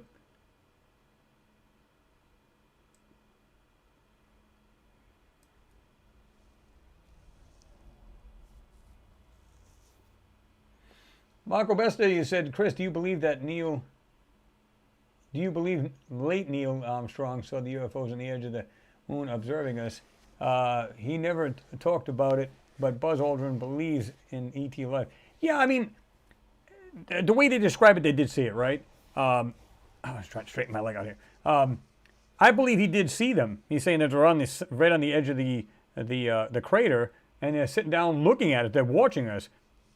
You know, I don't know why they would lie about that, but on the other side of the token, you notice how they were tight-lipped about a lot of that stuff. So was it real or not? I don't know. Can't say for sure, but, you know, so that's me showing a little leg. Oh, but I'm just watching what you guys are seeing now. But what I find interesting is that these guys knew this, but they were afraid to talk about it, because I think they were basically saying, listen, if you ever say anything about this stuff, we're basically going to, you know, hurt you and your family, or we're going to have you arrested and throw the whole darn jail away. I don't know. But you can bet these guys, like I said, what they saw on there in Apollo 11 and these other missions, come on. These guys seen some incredibly crazy stuff.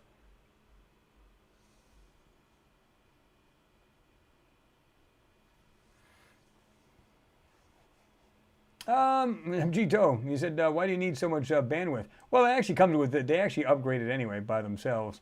But the thing is, you got to remember, you're streaming. My son streams, I stream. You know, you could be doing it multiple, you know, like I'm doing it right now. I'm sure the wife and my son are on phones and everything else and watching videos and all kinds of stuff. So, you know, you start slowing it down, this is what happens. But if you have slow internet, because everybody in your neighborhood's now watching something, well, then it's going to slow it down even further. So there you go. But usually this never happens. It's very rare that this happens.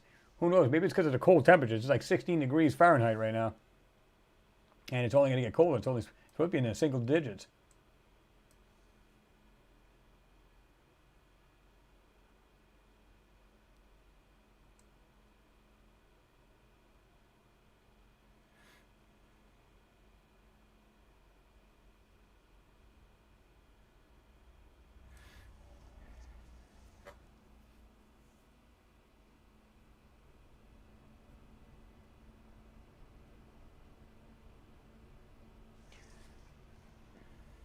Parker Toolman says, Elon Musk knows what's sitting on the moon and Mars, but he has to keep his mouth shut or his money train will be cut off.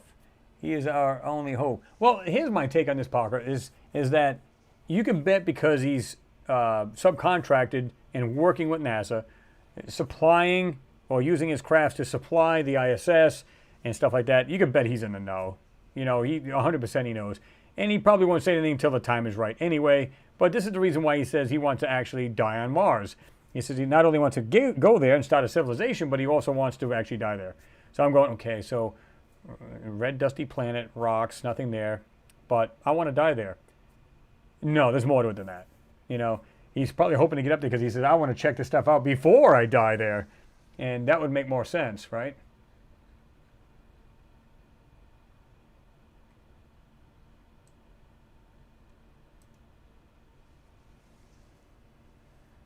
LJV the third, thank you very much for your support. I do appreciate you. That's awesome. You guys are the bomb. Thank you again. Always got good supporters on this channel. That's awesome. JP Adventures. No, I haven't seen that. He said, saw that video, UFO in Romania being shot by a minigun. No, I don't think I've seen that.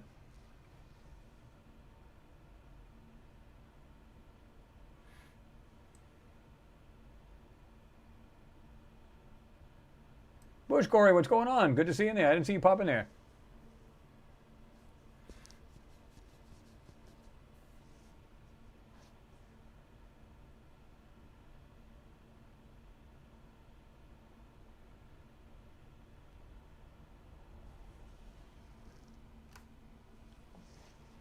Tony Grady, he said, Alexa went down today. Made me realize I need to get an off-grid radio. Well, it's like me. I've got one of these little, I don't know if you've seen these things, but these are pretty cool. Hold on a second. I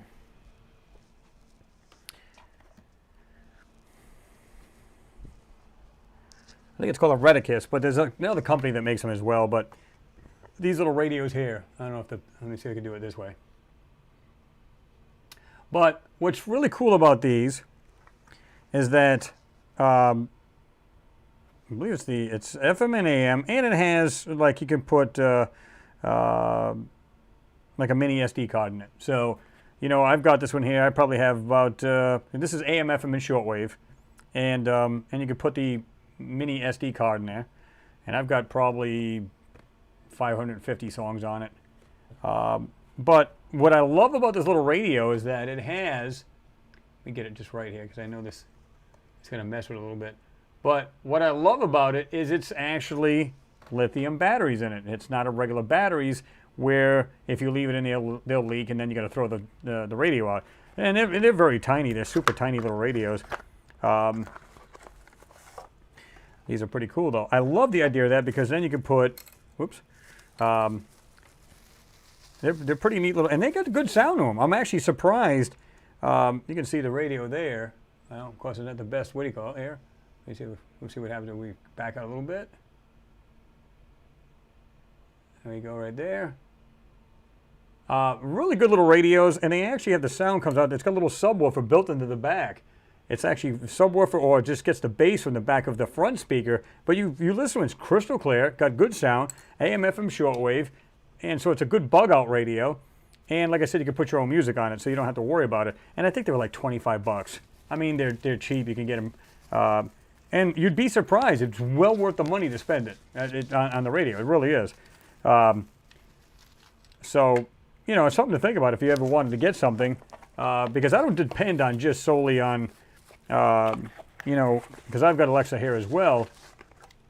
I don't depend on her all the time, but I mean, I got her hooked into, you know, I got lights here, I got lights in the living room, I've got, you know, I can turn my TV on and off. It's like a whole bunch of things. But if it went retarded tomorrow and, you know, the internet went down, I can take out some vinyl, listen to that.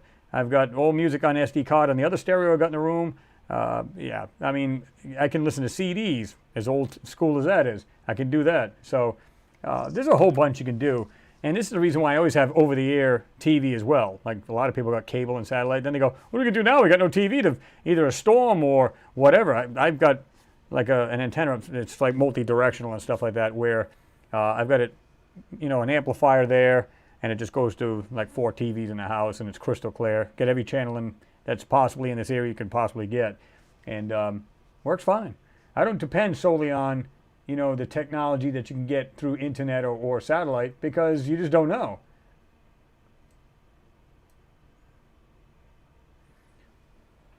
Whitebeard Sky Daddy says, guys, I have to ride out to town for some supplies. I put it off because I hate to leave you good people. It is out frigid here, and you are all welcome to share my warm fireplace. No doubt. All right, Whitebeard, good to see you in there, man. Thanks for being here as always, and thanks for your support of the channel and all the chit-chat we do. So thanks for being here, and try to stay warm. Again, it's like 16 degrees here. It's supposed to be down in the single digits tonight, so, you know, just hunker down. That's all you can do.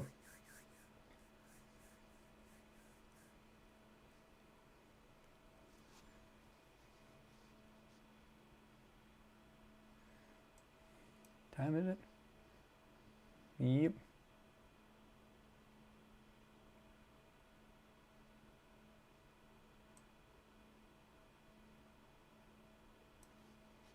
Kurt Abana says, Chris, harp style.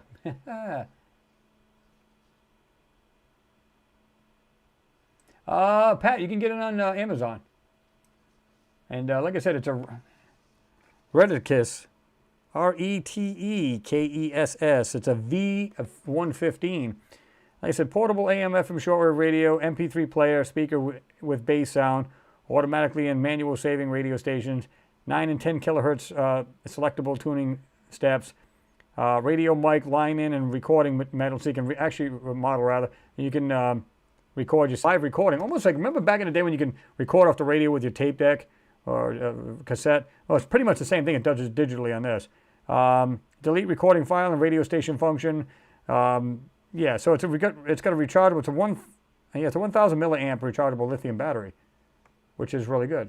Line in. It's got record, AM, FM shortwave, TF card, MP3 files, and WMA files. So it's actually a good little radio for the money. It's like 25 bucks, right?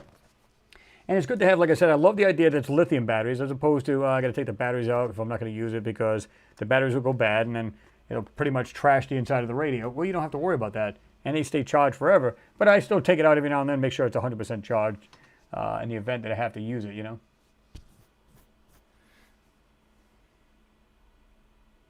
Not to mention I got these other little radios here. I don't know if I have to take this thing out. And I've showed these more than once on. You got the ATS-25. These are good little radios. Of course, you can't really see it unless you put it like this. But these are nice little radios. These are good little rigs.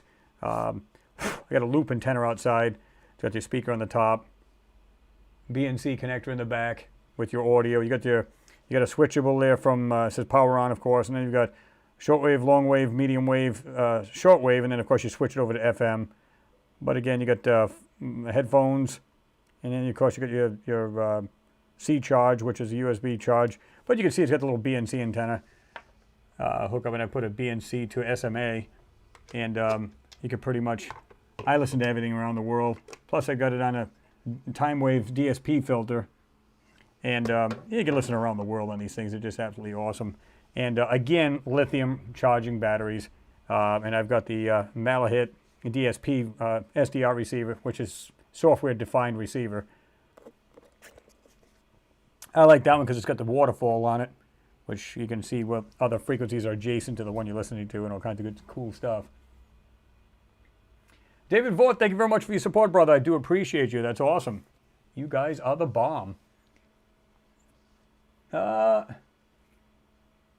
Hit the eject button. Yeah, it almost looks like that, John P. Yeah, it almost has. Remember back in the day, it had the small TVs, but yeah, it's got the big. What do you call it? You could just basically frequencies, but you can also. This is also touchscreen too, so you can actually, you know, just select whatever you want, whether it be filters or whatever. This one, I don't like this one as much. It doesn't have like a simple. It just has a bandwidth as opposed to like a anchor or anything like that, or automatic noise limiter or A&L. And like I said, I got the time wave DSP9, which is an older thing. But this is funny. I walked into one of these Goodwills, right? We go in there, and no, I'm sorry, it wasn't even Goodwill. It was like an antique store. And I guess it's like on consignment. You can put your stands in there, and of course these people sell it for you. I go up there and I look at this thing and I go, oh wow, check this out, man. This is old school, but these are good little units and it's in great shape. $1. I was like, snatch, thank you very much. And I hooked it up to that ATS-25, and it does really good. But I wish it had like the noise blanker like the Malahit does. They call it the Malahit DSP, but it goes by other names as well. But they're a good little. I got them split off on an amplifier to go to my loop antenna outside, the MLA 30, if you're interested in that. And it works well, really does.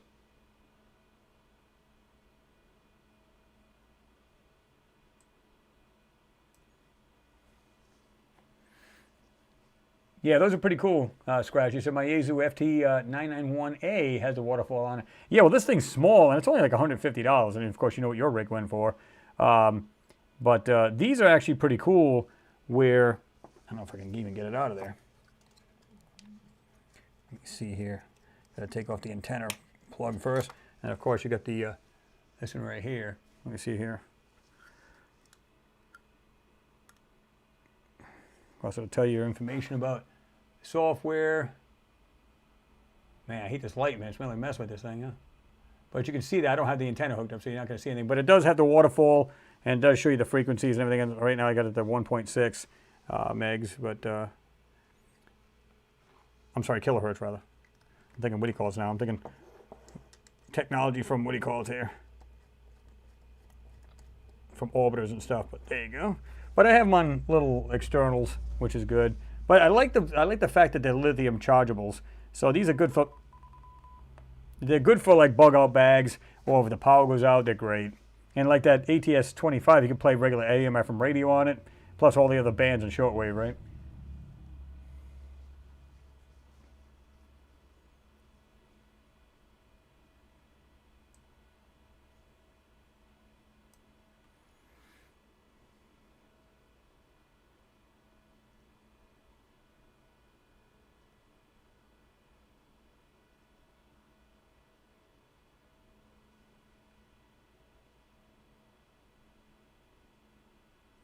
Israel says, I've been around for a while, guys. This is Tim Walker. Okay.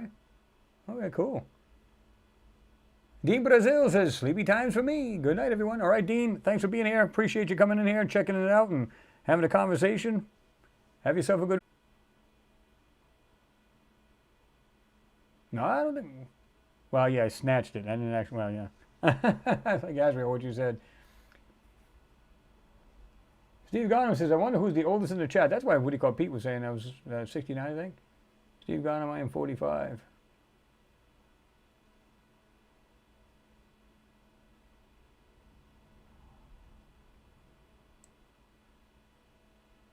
Kenneth, he says, Chris, I have an old ICOM IC 765. Yeah, that is a big radio. The new radios are small and smart. I mean, I like the idea because they're software based, so you can actually change them if you want. Now, I don't fool with that because it's pretty much does everything I need it to do. And I don't really get a whole lot of time to listen, which is bad. And of course, I've got one of those Grundig 800 satellites radio, and those are quite big. They're pretty large and really great shape. I got it off a friend of mine. She wanted to, her and her husband have a, like basically a bug out, it's like a basement in their house where, you know, it's like a safe room. And they needed something that'll both, they needed a transceiver. So I traded them a Yaesu handy talkie for it. And that talkie that I sold was even up to about a year ago, still about $400 to $500. And they said, I said, that's up to you, but I had other stuff. And they said, no, we'll take that. I said, okay. And the radio that they had, it was actually her brother's, I think, and he had passed on. So I was like, if you want to do that, it's up to you. So I've got it in my other room, and I got a piece of plastic over it to keep the dust and junk out of it. So, yeah.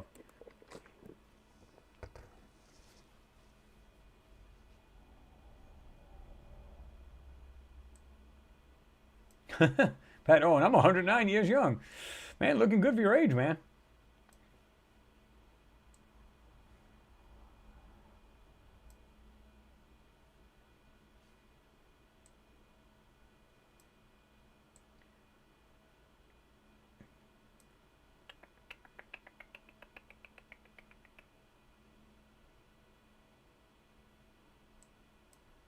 Mr. 7-digit.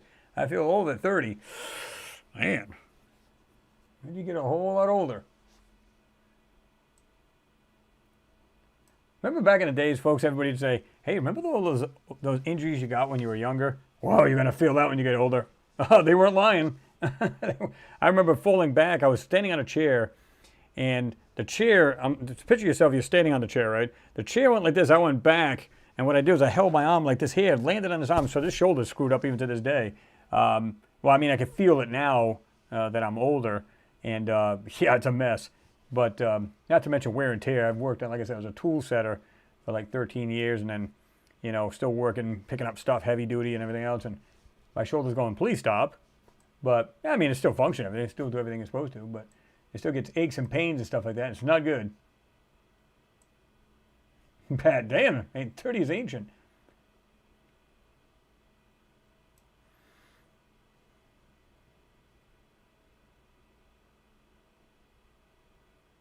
B. Ferrer says, I go to bed at 1:30 a.m. You going or you going to be going? It'll not get better. You got that right, Nazriel.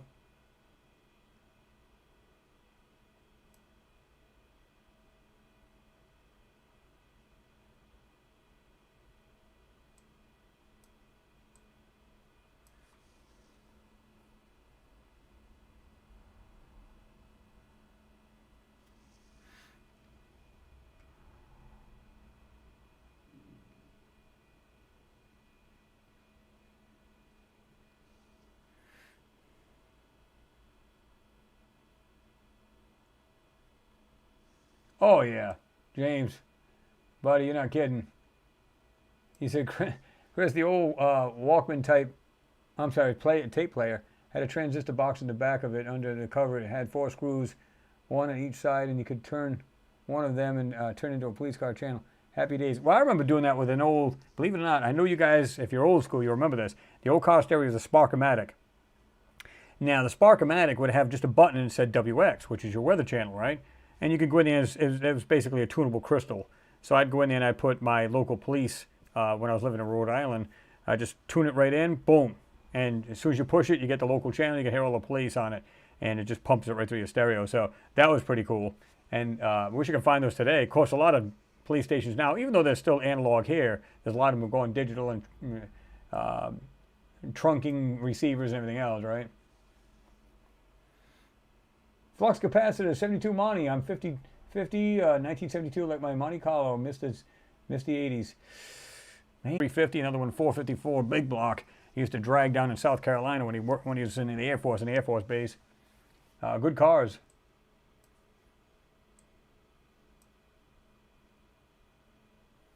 Pat Owen, chicks were hotter and skinny in the 70s.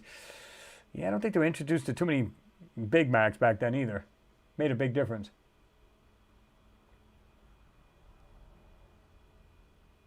Tony Introvert, you could tune anything, pretty much, right? Danny East, am I the only Gen Z? Yeah, you could be.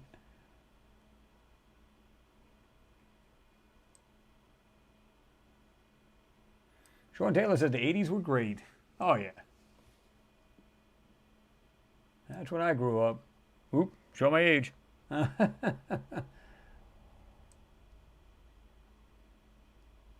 Yep, like you said, the chicks were hotter and skinny in the 70s. Oops, show my age.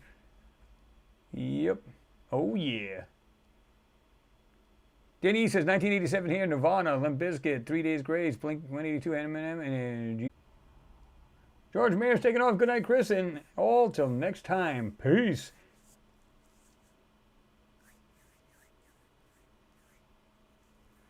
All right, George. Good to see you in there, man. Have yourself a good weekend, and thanks for spending some time with us this evening.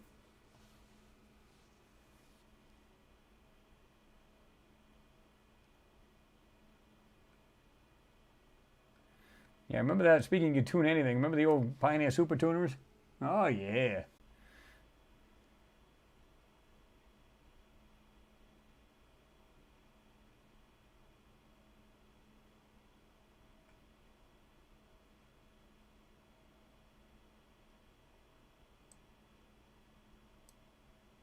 That's really, so Keep It the Good by Ozzy Osbourne called Mama, I'm Coming Home. Oh, yeah.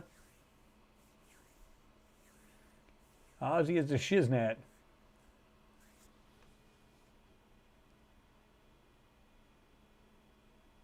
Let me see. Herman Gravel says, Chris, one word, Antarctica. Oh, yeah. And by the way, I know Julia said she dropped the link to that, so I'm going to make sure you guys get that link this time. Once I get there, I'm going to have to go on there in the email and get that, but I'm going to give you all of the links to the pages we shared tonight. You can check that out, and I'll have that link down there as well. James, thank you very much for your support. As always, my man, that's awesome. He said, Chris, great vids this week and plenty of NASA blur. No, they don't do that. Come on now. NASA would never do that.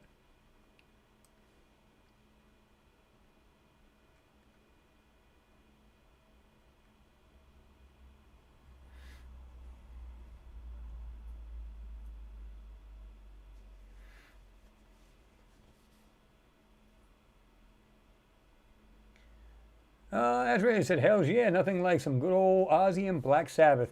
Guys, when you go back to like Black Sabbath, the old Black Sabbath, when you talk about like Born Again, stuff like that, or, well, that was Black Sabbath, but you've got, I mean, Jesus, you can go back to all the older stuff, like Speak of the Devil album, stuff like that. But I like Changes, Black Sabbath from Changes, that song there. From Black Sabbath. Good stuff. And like I said, I like the Born Again album. You got Digital Bitch and all of them good songs on there. Good stuff. You know, kids think today, they go, oh, we got really good music. Please. Please. I had a couple mongooses back in the day, Scratch. Oh, yeah.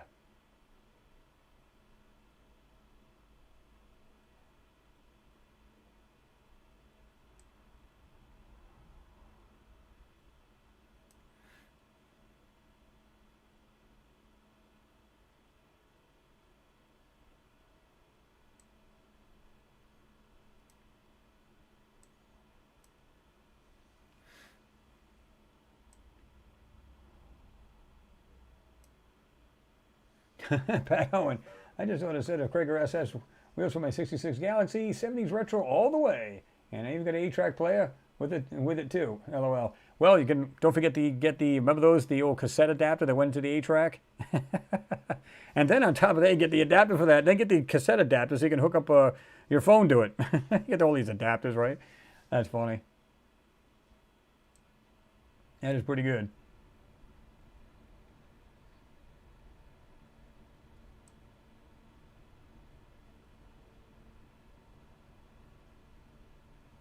Thanks again, James. Appreciate you. He said they do. So a cloth, for the CGI boys' glasses. Oh yeah, they definitely need them. Or like I said, I'm just hoping they're just allowing this to happen. You know what I'm saying? You know, just like we'll just slip that out. Oh yeah.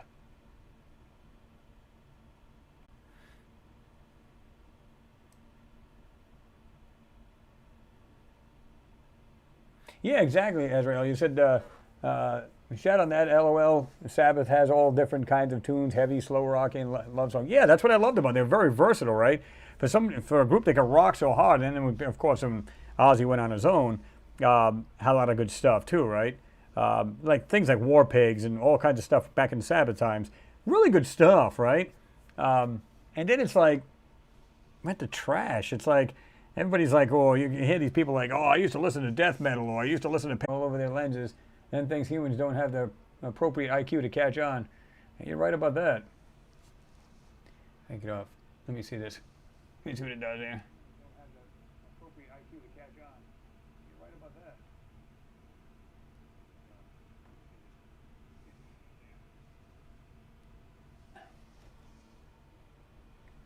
Let me see here.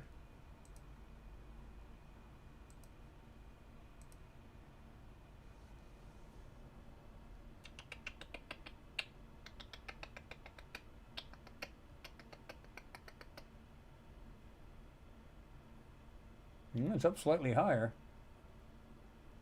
Slightly higher. Guys, it's insane.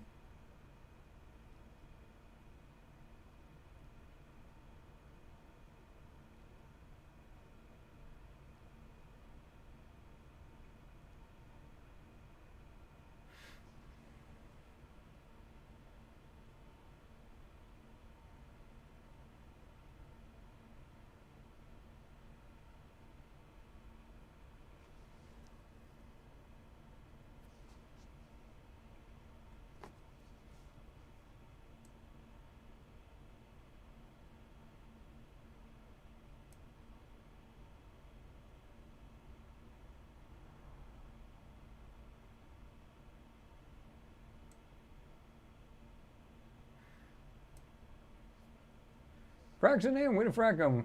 He just jumped in there? What's going on, Frack? Guys, I like things like Iron Maiden, Black Sabbath, all stuff like that. Good stuff. And the thing about like Metallica, they like, man, these guys have been singing forever. That's what makes them a good band. You see these new groups that come out, people, and the kids are like, oh, this is the bomb right here. I said, yeah, whatever. Let's see how long that band lasts. And most of them are just, I call them bubblegum rock. Remember back in the days in the 80s, that's what we used to call it, bubblegum rock. They'd be like, they'd last, throw a couple good songs out, and then El Krapski, That's what I used to find amusing. And it's like, you guys don't know what real music's, a band that can endure years upon years and go through it, like Metallica, Aerosmith, the Rolling Stones, stuff like that. That's when you're talking a real group.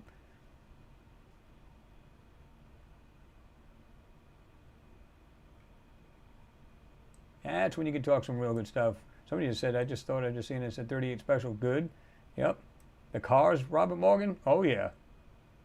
Sense You're Going is probably one of the good songs you can crank up.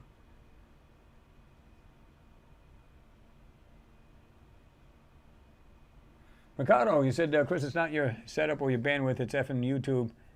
Servers being hammered tonight with the video encoding. Oh, that wouldn't surprise me. But usually, as a rule, we don't have this kind of a problem. But it doesn't matter. It won't be on much longer. In fact, we're going to be jumping off this bad whamma jamma.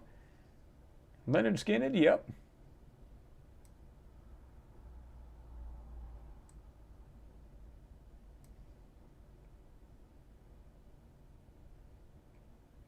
Yep. Who knows? It could be other BS-ery going on too, right? People trying to just stop the stream or whatever. Listen, do what you got to do. Hammer it away, baby. Don't care. Yes. Hold on loosely. A little 38. I like believe it or not, because I'm trying to remember what movie it's from. I believe it's from Back to School. Remember Teacher from 38 Special. That was pretty good. And that's actually a true song. If you listen to the lyrics to that, you go, yeah, I totally agree. Ah, Alice Cooper. But do you remember, Kyle, back in the 70s, do you remember Alice Cooper? That's the key. Everybody remembers him as the rocker, but they don't remember as the love song kind of guy back in the day.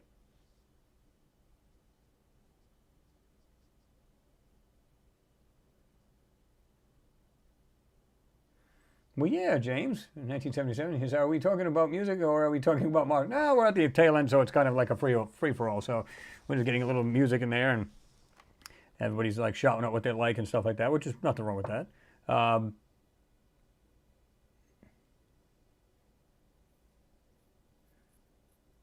Kyle, he said Deep Purple. Look up Gypsy's Kiss. Oh yeah, now you're talking some music. I believe that's what it was called, but you can check it out.